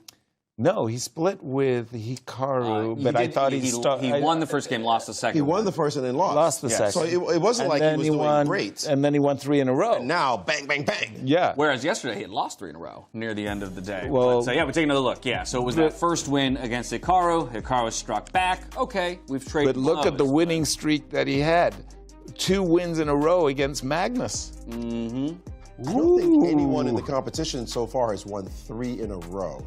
Except even including maybe this yesterday. guy. Except maybe this guy. I feel like 2 in a row has been the best, but we'd have to check that. But he's done it now, and he wants to make it 4 in a row, which would turn the entire narrative upside down. Right. Okay, Fabi up against Gukesh, early bishop c5 variation, and now e5 on the board. Ooh, I'm still catching up. Yeah, Hikaru and Magnus is also underway, so we can take a quick peek at that one. Hikaru, again, very dissatisfied with his performance in game number 1, but back in the chair. Had that 5 minutes to reset, and now, again, still looking to maybe equalize here and take his share of 9.5 points if he can get it done against Magnus. This is a very famous position, and dear friend, international master John Donaldson, spent a good deal of his career sacrificing this pawn as black in many, many games. For the pawn, he's going to castle, have a very safe king, bishop b7, d7, d6. There's an attack on b2. Hikaru, however, said, I'm not sacking any pawns. I'm backing up with my knight, knight to g8, bishop d4 on the board. Now, let me just check what the latest and greatest is on the opening theory in this moment. Yeah, he's pressing pause here, but the typical move is queen a5. Right. 632 games and 220 games have gone queen a5. That's the most popular move. The second most popular move is f6. Magnus has gotten up from the board, which you normally don't do. Okay, so he's getting his jacket off, and queen c7 played in this moment. e6 is the most popular response to queen c7. f4 has been played. Queen e2 has been played as well. So queen c7, a lesser path than the queen a5 move. It is also possible to just defend that pawn with queen e2. That's the third most popular move. f4 is the second most popular move, and that was played by Magnus. Now, in this moment, the most popular move is knight h6. Others have played f6. And he goes straight for it. And by the way, when he played knight h6, then it was like a massive transposition. And more games have been played, 13 games from this position. Again, white has played the move e5, e6. In the majority of those games, bishop c4 is the second most popular move in this exact position. Look, in this position, white wants to control black. The pawn on e5 is the key to this position. He wants to control black as much as possible. Black sooner or later is going to have to play some kind of break, be it f6 or d6, in order to get rid of this annoying pawn. He will also be able to bring his knight to f5 and kick the bishop. He also has the b file for counterplay. So white has to play some precise moves to keep all this from happening in a comfortable way for black. Black is going to castle kingside, no question about it. So there's going to be all kinds of play that just pops up that white has to control. And you see there, even the likes of Magnus Carlsen is stopping to stare at the board to say, wait a second, there's which is the way play to go. everywhere. I need to make sure black doesn't have any energy, as it's very obvious what he should do. It's not as obvious what white should do, except this move now, the move e6, which is a typical idea in the position. Usually you chill and play the move f6 in reply to this move. You could also think about castling, but castles, bishop takes g7, f6, as you f6 suggested. played. Captures. The check. Now there is queen f4 on tap, so g2, g3 makes sense. Queen d2 makes sense. James. But that whole sequence feels odd to me from white's perspective, because it almost feels like I've helped my opponent in development. In terms of development, but you've also clarified the pawn structure. So on the one hand, yeah, the bishop moved from c8 to d7. On the other hand, there was a weakness. I don't know. The e5 pawn was an asset, but also a potential weakness. That's been liquidated. And now white is saying, okay, I'm going to castle. I'm going to post my bishop on the c5 square so that I'll be tickling. Oh, wait. Bishop g4. Trying Apologies. to set up bishop g4. Yeah. Whoa. I had a St. Louis morning moment. Good morning, St. Louis. No castles for me. Excuse me. So maybe bishop c4 instead, making it difficult for you to castle. I should be thinking about or d3 to protect my right, or bishop to d3. Yeah, makes sense There's as well. a lot happening here in this position. I'm a little worried about bishop g4 and the knight f5 and all that all combined. I'm a little bit worried that I'm leaving my bishop a little bit loose. I kind of like. okay, I'm not keeping you honest, but I kind of like moving the bishop out of pre. If you play bishop g4, well, then I'm okay. Queen f2. And I do want to play bishop c4 on my next turn. So bishop c4 or bishop c5 makes sense. By the way, 8.5 minutes for Hikaru, 7.5 minutes. And he has played bishop c5. Makes sense. Okay. Magnus just played bishop c5. He finds the top line. Was that the best move according to the engine? It was. It felt good. He had options. You're right. So. It felt like a natural move. Again, bishop was a tactical target on the d4 square. This is starting to have dragon variation vibes to me. Definitely. With this structure. Definitely. But Black's pieces place a little tiny bit funny. If White gets 2 moves, it's over. Bishop c4 and castles, right? Right. And usually it's castles queenside that I'm talking about. This dragon. Yes. But that's after you've been committed. If you can actually go the other way, like you're pointing out, then it's much better for White because there's no counterplay for Black on the other side and only weaknesses in Black's position. And the move bishop c4 is so crushing that bishop e6 had to arrive on the board to stop the bishop from having the maximum activity, stop the white bishop. But the bishop will say, okay, you got that square, but guess what? I am now headed the other way, and only you have weaknesses in this position, not me. Yeah, there's a pawn on e7 that's very tender, vulnerable. And I just want to now take us over to Fabiano and Gukesh because it's a situation I would venture to guess you don't see on a board too often. Look at where that white queen is placed. That's pretty funny. In the pocket. She is. She is tucked away in enemy territory right now. Right. Great description, by the way. This is a moment. This is a moment. White definitely has to pay attention.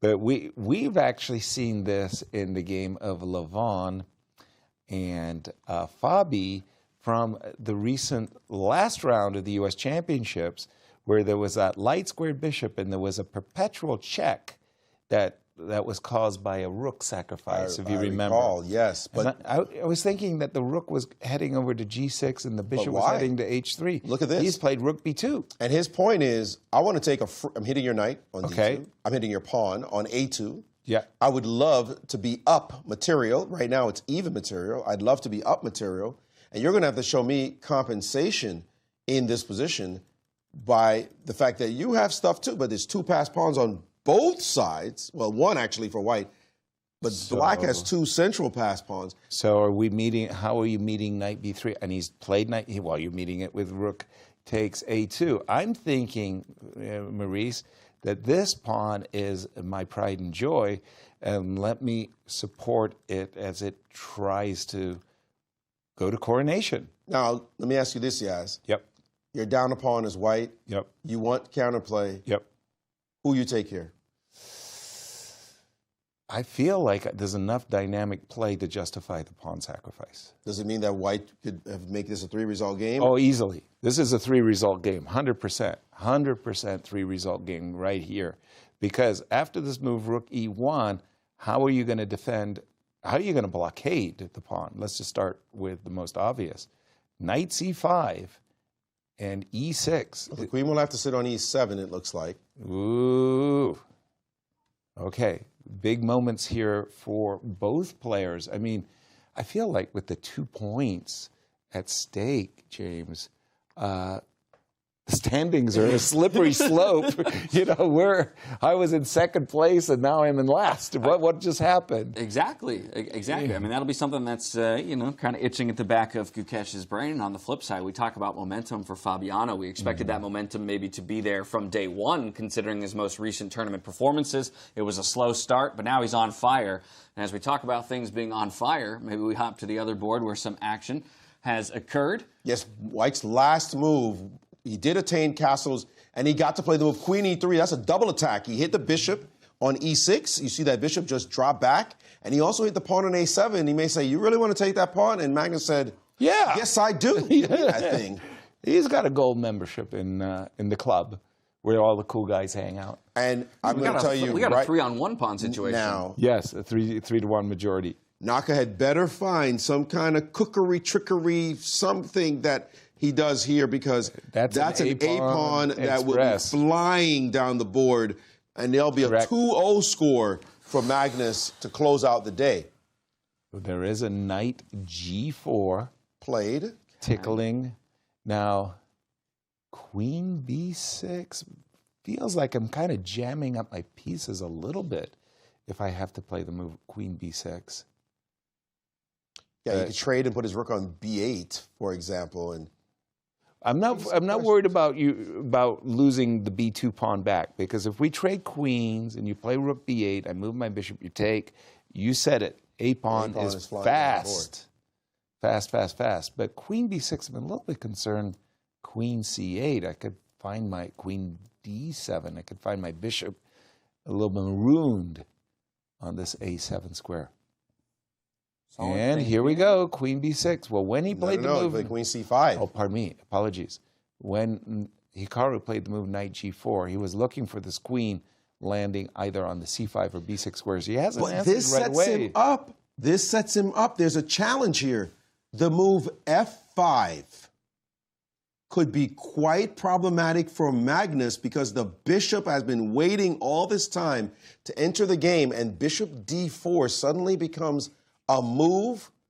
What do you do in this position? Bishop D4 wins material back for sure.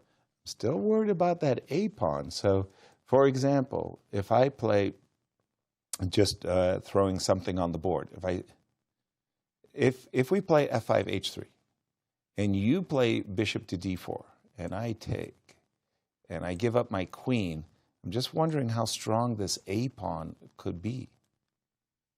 Like, I've given up my queen for a rook, but look at the bishops. But C5 here, maybe? C5, knight here. You bring your knight, but there's C4 is going to happen. Where's your bishop going? If I play queen B6, maybe? Queen B6, I took a knight. Okay, you took a piece. I take a piece. I take a You pawn. can take another one. And I got my pawn on A-pawn. Yeah. Go. This could be challenging. Okay, but nonetheless, the point that you're making is F6, F5 has to be played, because bishop B6 is huge. H3 driving you back is huge, and you've got to create some threats. Your bishop, your pieces can't just be dormant. Look at Naka's face. I mean, he's like reaching for his F-pawn. Checking lines, He's and played he has played the move. And look how quickly Magnus said, look, dude, why were you thinking? That was your only move. I've got bishop B6 ready, queen B7, and again, Hikaru is thinking about this bishop. I was playing H3 instead of bishop B6, by the way. But he just sacked an I didn't even really consider the ramifications of the exchange sack. Magnus is now up an exchange and a pawn, but that bishop along the long diagonal is a monster, and the queen is hitting the B2 pawn, which will just cleave the structure down on that queen side, in which case the bishop becomes even more of a monster along the long diagonal. One of the major differences here between this game and the last one. Cleave the structure. Boy, cleave. You're cleaved. You're like deboned, defanged. Look at this. I mean, filleted. Yeah. I mean, it was the last game, though, where Hikaru had a 3-minute advantage for a majority of the game, and still Magnus was able to come back. Now it's Magnus who has a time advantage and a material advantage to go with it. But don't you feel the dark square weakness in this position? I feel it. No, Magnus isn't responding. Magnus is not responding immediately because he recognizes this play. Now, personally, because my queen side might get cleaved, I would probably get out of the way of this bishop and stop bishop to d4 and stop. I'd empty out the diagonal is basically what I'm saying here and try to play some defensive chess.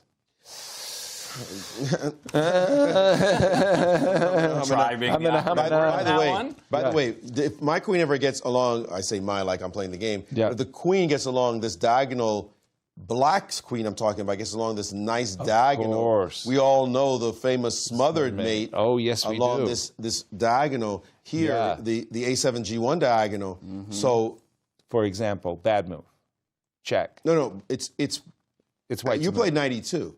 You play knight e2, so I'm just trying to show what you're Just showing your point about the your point. Yeah, king queen, retreats. in case of queen a3, this is what you really. Every chess master in the history of the world has lived for this moment. Oof. And rook d5, aiming for that moment, chasing the queen. Okay, he did play knight e2, by the way. Played knight e2, and now here we have it. Queen we a3. Could see the move queen to b6 check played, and the knight e2 idea.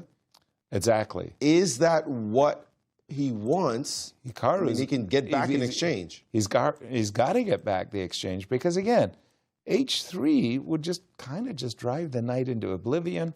Here we're at least, and we're in the business too, right? We're eyeballing g2, we're eyeballing d3. Sorry. By the way, we should point out the b2 pawn. Bishop takes b2 is another way of trying to get this exchange back as well. That's a nice move. Why aren't we doing that? Yeah, good question. I Because guess. rook b1 looks like it has to be played here. Rook b1. But then you got the whole queen b6 and knight f2 business, don't you? Is it really? Because you lose your bishop. There's a knight then you g1 lose your defense bishop. later. Knight g1. Yeah. Sweet. I mean, we're saying a lot of things without showing it to the fans. Right. Maybe we should just quickly make a move. Well, he's done it. He's done. Oh, wow. We didn't have to Wow. talk anymore about this one. Maybe we need to see both boards side by side because it's hotting up on both sides, although it looks pretty even on the other board as Fabi has won his pawn back and maintained that e-pawn you talked about, Yaz. Mm-hmm. So we have the two boards. Bishop takes b2 and Magnus, while Rook still b1. leaning back, Yeah. played rook a b1 and said, California cool. it's on you to find the right move here. And it was the best move by Magnus. Well, okay. I've been looking at queen b6 check, king h1, knight f2, and I've come to the conclusion it simply does not work. Does not work for Hikaru. So we're looking at the game between Magnus and Hikaru, and we've just seen the move rook b5. Five. I did not see that move coming, by the way. What a move. I mean, tactics galore going on here. This queen on a3 makes a very strange impression. Let's be clear. Actually, we should focus on this game. The point is, bishop takes b5 is not playable. You take my queen. Because you lose your queen. So bishop takes b5 is not playable. Magnus has to move the queen or play rook takes on b2 himself. Mm-hmm. Let's say I go move the queen. Just let's see how it goes. Queen b6, check. King to h1, knight f2, check. I'm going down what I think is a very forcing pathway. If you take my rook, I've got bishop d5, trying to set up a checkmate on. You got to go rook g1, don't you? Immediately. Yeah, to stop that. Ooh, but you can't take on b5 because the queen takes b5. Yeah, I don't have the desirable bishop d4. No, I don't. I'm kind of came to a dead end. Yes. Ooh. Yes. That doesn't work. So queen a4 on the board as we've been looking, inviting this whole queen b6, king h1 business. But he can also save his rook. He could play queen b6. When you move your king, then take the rook off of b5 and put it on b4. Makes sense. So queen, that makes a lot of sense to me. But when you do that, and you play rook b4. You have check and then h3, don't you? Magnus has the time he needs to play that h3 move you just mentioned. Okay, there is still a check, and you can take a bishop. That's good. Ooh, not an exchange in that position. Wow, wow, wow, wow, wow. Whoa, wait. Bishop d4 check. Bishop to d4 check. Line here? Well, he won back his exchange, did Hikaru, but there is now this a-pawn story. We're back to the a-pawn story. You trade rooks. Trade rooks. I'll take recapture with the bishop, and then Magnus will have the most dangerous passer. This one looks like a challenge. If we can get the two boards again, because we're hearing that Fabi is in also a has bit a of trouble. challenge. How did he lose his...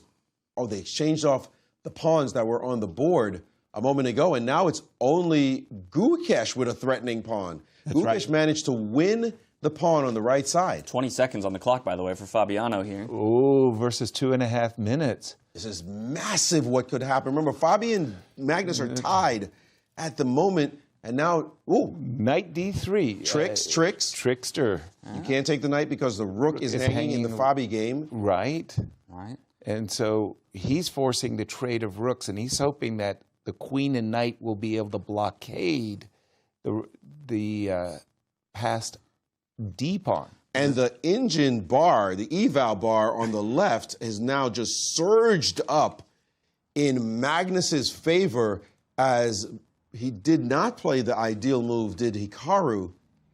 Well, I'm sure Hikaru, when he played the move rook b4, he's looking at rook takes f4 and a mate landing on h2. Let's take a look. Hikaru, oh, but it was Magnus to play. I apologize. Magnus played h3, driving the knight back. So Hikaru never had the tempo, the time he needed to take on f4. Okay, though, this one now is suddenly close. 5 pawns to 5 and 145 to 58 seconds. Wait. There is, I mean, my spidey sense is tingling. I see a pawn. That's a pawn. I see a pawn on e7. I see a pawn on c6. I don't know if a4. But knight h5, yeah. Like knight h5 is coming. That's knight h5. That's going to hit a very important. Okay. Well, he's had. School of Yasser. Let's go. Let's grab a pawn, shall we? Yeah, when the grabbing's good.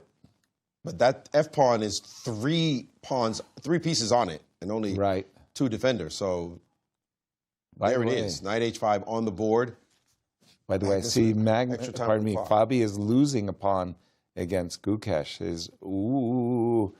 Things are getting very, very dicey for Fabi, who's in serious time trouble. I think we've got to move. 5 seconds on the clock, by the way, for him, as he's looking to make a move. I do apologize to our fans, but Fabi with just Fabi's game, look, his king. His king is on the run. Is on the run. Uh-oh. Well, joining the fray up to g3 now after a couple checks by the queen. But let's be clear, you can't get past the d2 square. How do you get past the d2 square if a knight plants itself on d2? The white's king is so much closer. A queen trade does not win despite being up a pawn. So I could just put knight on d2, play f3, bring the king around, and you're not going to win that position. You think fortress, you turn your attention to just creating a fortress. You might be right. Yeah, I mean the extra pawn how do you get past the dark squares? I think Gukesh is looking, but I don't think he's going to win this position. I think if you're Fabiano at this point, you're hoping for that draw. There it goes. D2. The queen and knight, oftentimes, when they get a construction like on the dark squares here. I think we need to get back to the other game because this one is looking likely very a drawn. draw. And I'm going to go back to Magnus versus Hikaru. We saw queen takes e7, knight h5. Let's trade queen, said Magnus. Knight came to f4, and Magnus has, well, pretty wretched pawn structure. But when I think about it, rook to a1, and that a1 or that a2 pawn, right? Just get it rolling. That's push those doggies, get those doggies moving. Rook a1. 19 seconds for Magnus. How did he get way below his opponent? A4 says, I don't need no rook behind a passed pawn. Let me just move it. Well, knight takes d3 and rook b3. Did Magnus was that a good move? Rook b3? But now you get your rook behind the pawn. I wanted the rook on a1. Well, here comes the king. Here comes the king. The king can fly to c5 if you're not careful. Do we have time to play bishop to b3 takes a4? That pawn terrifies me, frankly. Bishop to b3, king f7. But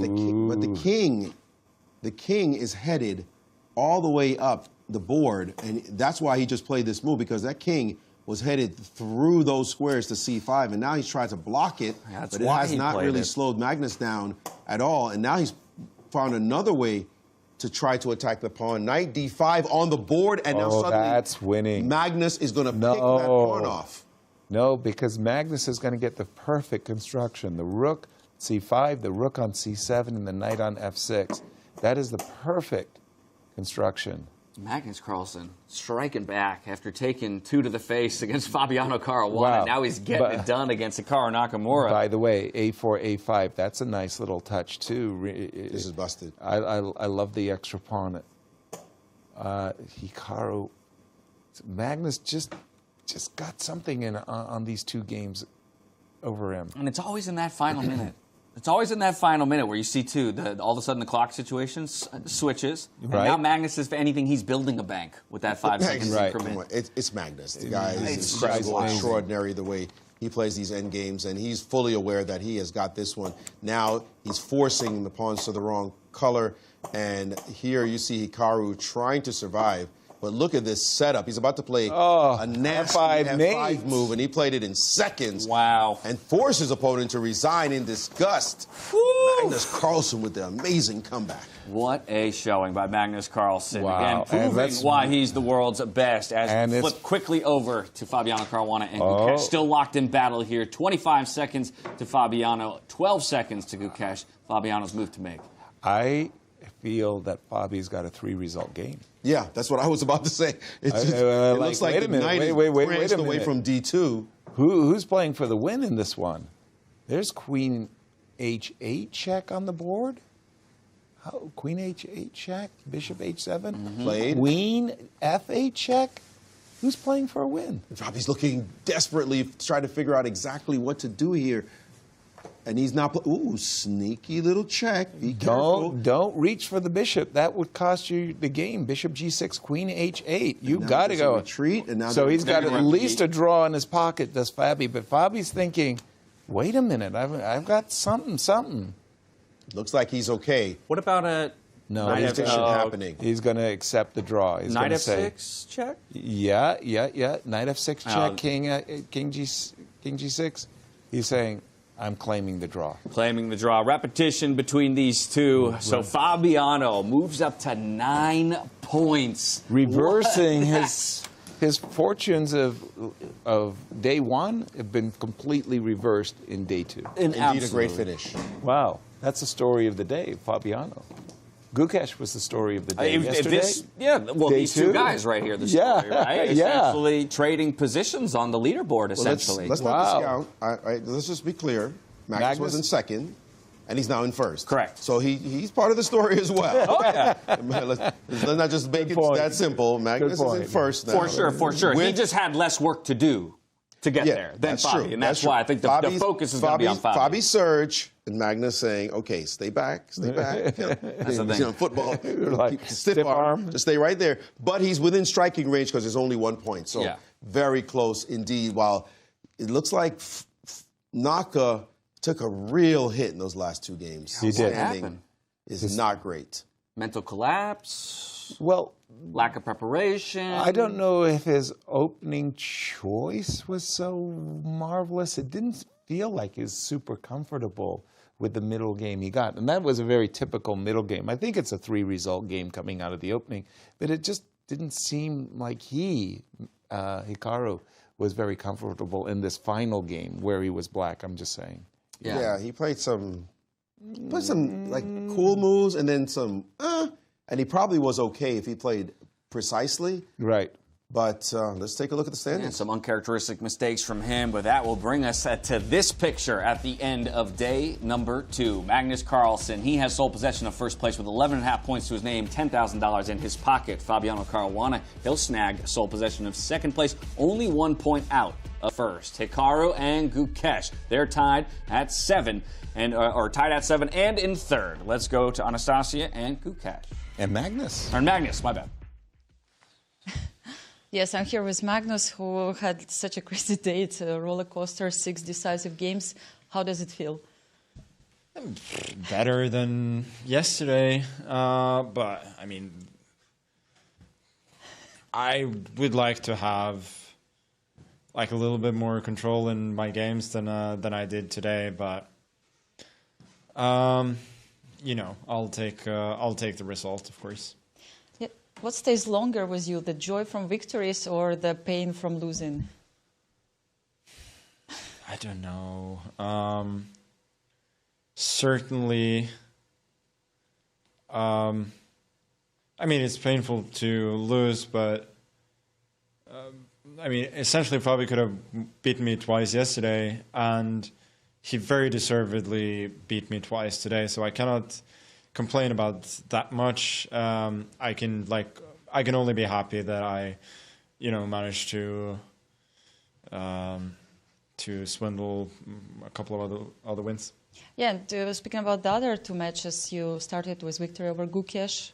How important was it for you for the start of the day? No, that was good. I thought I did a good job in the first game. I think that's really the only good game that I played in this tournament. Of course, it was fairly equal, but then E5 is a big mistake, but it's understandable. It feels like I'm making a bit of progress, so it feels like he needs to do something. So yeah, that was good. Second game was nothing special. I mean, it was a pawn ending that we both made mistakes, but that I think it's so complicated that can happen. And then I think in the match against Hikaru, I am not happy with my play at all, but I could sense at a certain point that he wasn't feeling it, so I was just hoping to outlast him in those games. But it's not a pleasant feeling when you're just have zero control over the play. Like, I just went and grabbed the pawn, and I realized, not immediately even, like after a while, like, oh, I just took a pleasant position and probably turned it into a losing one, and now I'll have to fight. But yeah, that's how it is sometimes, and again, happy to have scraped by. Yeah, and speaking about also the tournament situation, we just saw the standings, and you're leading in the tournament after day 2. What do you think about tomorrow and your strategy? Yeah, I don't know. Try and play a bit better, I guess. I think Fabi definitely should have been leading the tournament by now. But, he's spoiled a few good positions, which means that I'm still in good shape here. I just need to find something tomorrow, I guess, because right now it is just complete mayhem. Yeah, and my last question, I know that you also played clutch chess a few years ago here in St. Louis. Like, does it give you any advantage compared, let's say, to those who didn't? I think it's only Gukesh, by the way. Like, knowing how it goes, like every day you get more points. No, it only means that everybody has a chance, regardless of how you've done. And I was thinking about it. If I think that I'm going to win the tournament, I should just. I thought from the start that I should take risks. Maybe I should have just tried to make draws so that there's the most amount of money in the jackpot in the end. But again, I have not been able or good enough to control any games, so that's never been an issue. Yeah, but it sounds like an interesting strategy for the future. Thank you so much, Magnus, and wish you all the best of luck tomorrow. Thank you. Thank you. It's all about that bigger jackpot, guys. Yeah, I like it. His head's in the right place. Make a bunch of drawers. I just can't control the game, says Magnus. I got to tell you, it's so impressive that you see the attitude of someone who is all about playing excellent chess. Yes. And yeah. He's his biggest critic. I can't complain about the results, but I'm not playing the moves I want to play on the board. I'm not able to control the game the way I know how to control the game. When you're playing badly and you're in first, your competitors are going, what's up with this guy? And if he shows up tomorrow in a better form, it could look ugly. Yeah. And how about that? By his own account, he'd only played one good game so far, he said, this entire time. Now we're back over to Anastasiya to check in with Gukesh. Take a look. Thank you, guys. Yes, I'm here with Gukesh. What an intense day it was, day number 2. How did it feel for you? Yeah, it was obviously not a good day for me, but like we could see all the fluctuations. Yeah, like because it was 2 points per game. I think there was a lot of stuff going on, but yeah, not exactly happy with my play today. Yeah, did you feel extra pressure knowing that every game costs now 2 points? Was it in the back of your mind? I mean, not that much, but I guess I was just not able to be sharp enough today. I was taking a lot of time, which I shouldn't. Yeah. So. Yeah, maybe just a few words about each of the mini matches you played today. Yeah, so against Magnus, the first game, I think it all depended on this one move E5 which I played. Yeah, I mean I should have just stayed patient with like G5, H5, try to get G4, but after E5 I think it was, especially after playing G5, it was just a very bad move. It was an impulsive move. And then the second game... Yeah, just we can see it on the board, yes, this move E5, yes? You're talking about... Yeah, also Magnus mentioned that it was this was the mistake. True. And I think the other game, it was... Yeah, I was surprised in the opening and then I couldn't really find a way, and then I just... Like, this endgame... I mean, after this I was already fighting for equality, and then... I think in the endgame, instead of rook d4, I should have gone rook d7. D7. The rook endgame, yeah. Okay, rook d7 should be an easy draw, but I just completely misjudged the pawn endgame. But after rook d7, something like, yeah, I mean he can't move his rook, and it should be just a draw. Did you check after the game, like what was your mistake? Like, do you prefer to know what happened before you focus on the next match? In between the games also we don't have much time. Yes. So maybe some brief thoughts if it's important for the next game, but in general not so much. Yeah, then there was this match with Hikaru. Yeah, the Hikaru game, I think the first game was a good game by both. And then the second game, yeah, I was completely better from the start. And it was like, in the end I had this, after he went A4, I had queen c5, cd3, rook d4. So let's see here. I think it's game number 2, I guess you're talking about, right? About in the Hikaru's match. I mean in the end after he played A4. F4, yeah? No, A4. A4, okay. So I guess somewhere here. Yeah, after A4, just queen c5 was winning. Queen c5, exactly, yes. So CD3, this was rook the d4. move, yes. And what I had missed was, like, for example, queen c5, cd3, rook d4, queen e2. Rook d4, yes, queen e2. Queen d5 I have. This I had missed. And the point is after king c3, I think there is rook b4. Rook b4. This is beautiful. So you cannot take it because of checkmate, yes. Yeah, and d4 so just king king b4, a5. queen c5. I think this is the point, but I'm not too sure. Yeah, this is beautiful moment, definitely. And quickly, the last match? Yeah, the last match, the first game was super sharp, and I think I must have been better at some point, but after queen e6, f3, I just blundered knight g6, and then it was a very unpleasant endgame. Maybe if I had played bishop g3, it was still very unclear, but also the final game, I probably had some chances in the endgame, but after he got the blockade with the knight, I couldn't. It was hard already to do something about this blockade. I don't exactly know where it was winning, but it should be at some point. Somehow, computer was still believing in this position that white can hold. I was checking it during the game, but when you tried all possible chances. Already here it's like it's not really possible to win, I think. Yeah, the interesting thing about this format that everybody will have chance tomorrow. I mean, True. 3 points for the game. Like, what would you like to do today? I mean, how you would like to recharge your batteries to be able to fight tomorrow? I think just prepare as well as I can, get enough rest, and forget what happened and come fresh tomorrow. Exactly, that's a good plan. Thank you so much, Gukesh, for sharing all these variations and thoughts with us.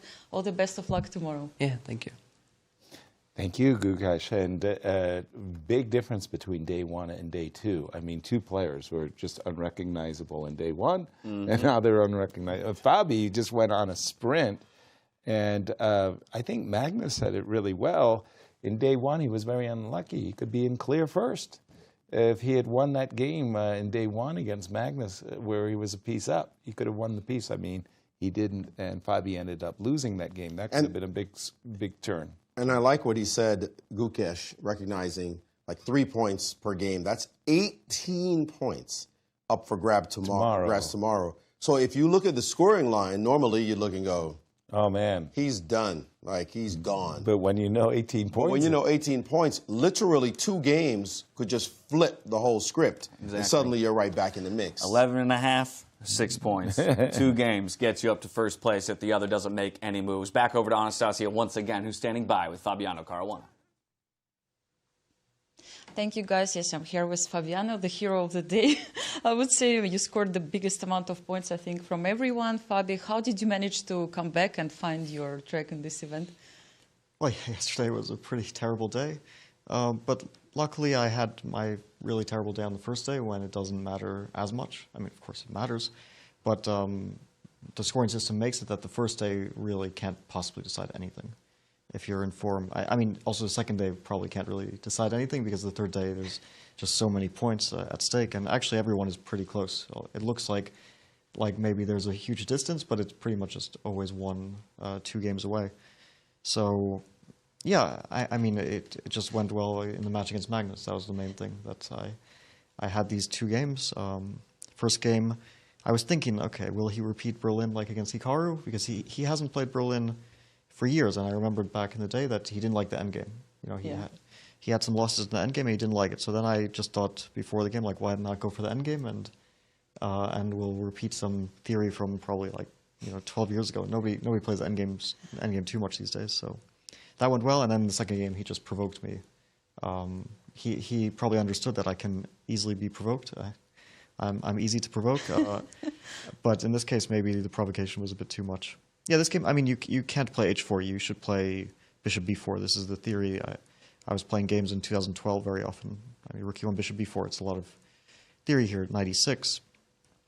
Other moves, yeah. I mean, this is theory that was very popular a long time ago, and now is not really too popular. Yeah, I was there at the playing venue when you had these 2 fights, and I could feel the tension was so high. And I also heard that Magnus was talking during the game, was telling something. Did you hear what he said? Well, he's speaking Norwegian. It was in Norwegian, yeah, basically. Probably not the nicest words. I don't know. But yeah, he was. Well, there was in the first game near the end, he was clearly upset and saying some things, and then in the second game. At a few moments, because he was clearly missing some tactics. I was too. I mean, I found out after the game I missed Maiden 4 again. And then near the end, when we were both in mutual time trouble, he was missing tactics and I was missing tactics, and he had one chance to draw cleanly, like knight c3. Mm-hmm. Then I think like he probably saw knight c3 after he made his move, and he reacted to that. And but in the end, this second mess of a game went my way.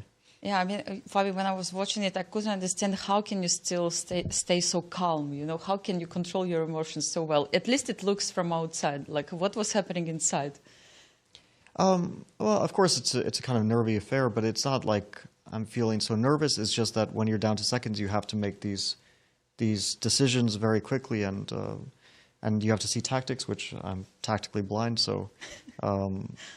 I wasn't really nervous or anything, but of course there's a lot of tension anyway, because you know that anything can reverse in a time trouble phase. And yeah, I think just it went my way. Yesterday things really didn't go my way, and today things for the most part went my way. I mean, I lost this unnecessary game against Hikaru from a slightly better position, but what to do? Yeah, Magnus doesn't lose so often 2-0. I mean, in mini matches. Like, what does it mean for you to beat him, like to outplay him today? Oh, it's very happy. I mean, actually, all the games I could have won against him. Yes, I was going for a fight in every game. I thought it's usually the best way. You know, like Magnus is especially good in positions where he has no risk and he can just push endlessly. This is where it's hard to compete with him at all. And in these kinds of messy fights, then it's it's usually a bit of more an open battle. Of course, he's so strong in general that anything can go wrong. But I thought it's probably in general best, and also the scoring system. I just don't see the point of draws like in this tournament. I really don't see why you make draws at all. It's better to like win one, lose one than to make 2 draws by far. Wow. So this kind of strategy you have, and especially tomorrow, draw will give you only 1 point compared to the victory, which will give you 3 points. Like we already discussed it a little bit, but still, like the fact that you are on the second place right now, I mean, does it give you extra confidence coming into the last day? Well, I'm happy to be in contention, but also I'm not far from last place. It's that yeah, I'm like 1 game away from last place, and I'm 1 game away or half a game away from first place. So it's just a wide open fight, and we'll see tomorrow. Yeah, thank you so much, Fabi, and all the best of luck tomorrow. Thank you. Thank you, Fabi. My advice is to brush up on your Norwegian, and the next time Magnus is saying something at the board, you hit back at him in Norwegian. That will be a taser moment. Or at least then he can share it with us after the fact. What's our standings after all of this? Let's take a look. Let's remind everybody. We were hearing you, yes. So next time, if I'm not mistaken, Yasser, you said something like next time answer something in Norwegian, right? Yes. When Magnus starts talking in Norwegian, you should answer him in Norwegian. But I only know how to say very nice things in Norwegian. Learn a couple cheeky phrases. No, really, I only know how to say like, for example? nice to meet you. Good morning. Actually, I had this. Okay, maybe if some like Norwegians or Danes are watching, I had this kind of discussion with Magnus and his wife as well, Ella, because I was saying like, Rart at Mordedai. Which is like, I thought nice to meet you, but then in Norwegian it's like hyggelig at Mordedai. Which, so I can only say very nice things in Norwegian. I can probably also maybe call him something a little bit mean, but no, my Norwegian is like very friendly. At the moment, it's very friendly Norwegian. We will see how it goes tomorrow in any case. Thank you, Yasser, for the advice. Anytime. You can count on me, Anastasiya. Just keep that. That's one extra tactic to throw in your back pocket. To think that the world number 3 himself called himself tactically blind as well. It's what a world we live in. Yeah, very, very, very critical. Oh, my goodness. All right, one more refresher on the standings coming through the end of day number 2. It's Magnus Carlsen, the world number 1, occupying the number 1 spot with 11.5 points to his name. Fabiano, though, nipping at his heels with 10.5. And then Hikaru and Gukesh sharing 3rd place with 7 points apiece. But as was just talked about by Fabiano, you go into the 3rd day, and he's as close to last as he is to first in a number of ways because of the scoring system. And in particular saying there is no reason to play for a draw, even more so on day 3 than any of these previous days. We love the fact that they're playing so hard for those victories too, James. Yeah, they're playing hard for victories because they're also playing hard for money right now. Right. This is the bonus money that has rolled all the way over to the championship purse. $10,000 being given over to the top spot alongside that $120K that's already promised to them. And we'll see that number grow, maybe a little bit more tomorrow. Though if I'm going to take Fabi's word at it, everybody's fighting for decisive victories tomorrow. Who knows? Maybe it gets frozen at that 10K mark. I don't think so, and I love what he said. It's better to win and lose than to make 2 draws. Hey, winning puts some money in your pocket. Those 2 draws do nothing. Right, exactly. And I'd rather take 3, you get 3, but we at least avoided both only walking away with 1 and losing a point to the other board. Exactly. Final thoughts on the day here, Yasser, as we look ahead towards day number 3. Congratulations to Fabi, because it really was his day. All right. Well, there you have it, friends. Clutch Chess and Champions Showdown has been a showdown, to say the least. But we are not done yet. We've got one more day of play coming your way, and it all starts tomorrow at 11:50 a.m. Central Time. So make sure you're there to catch us live and the players doing battle over the board. Until then, stay healthy, stay safe, and be good to each other. Good night. Good night. Good night from St. Louis.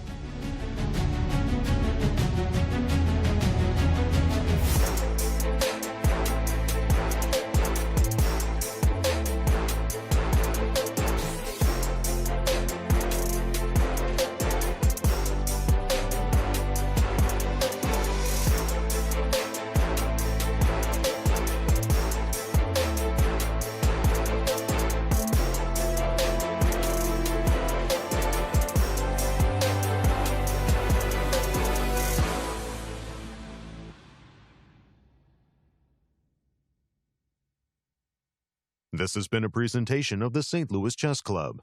Any reproduction or distribution of this content without the express written consent of the St. Louis Chess Club is prohibited.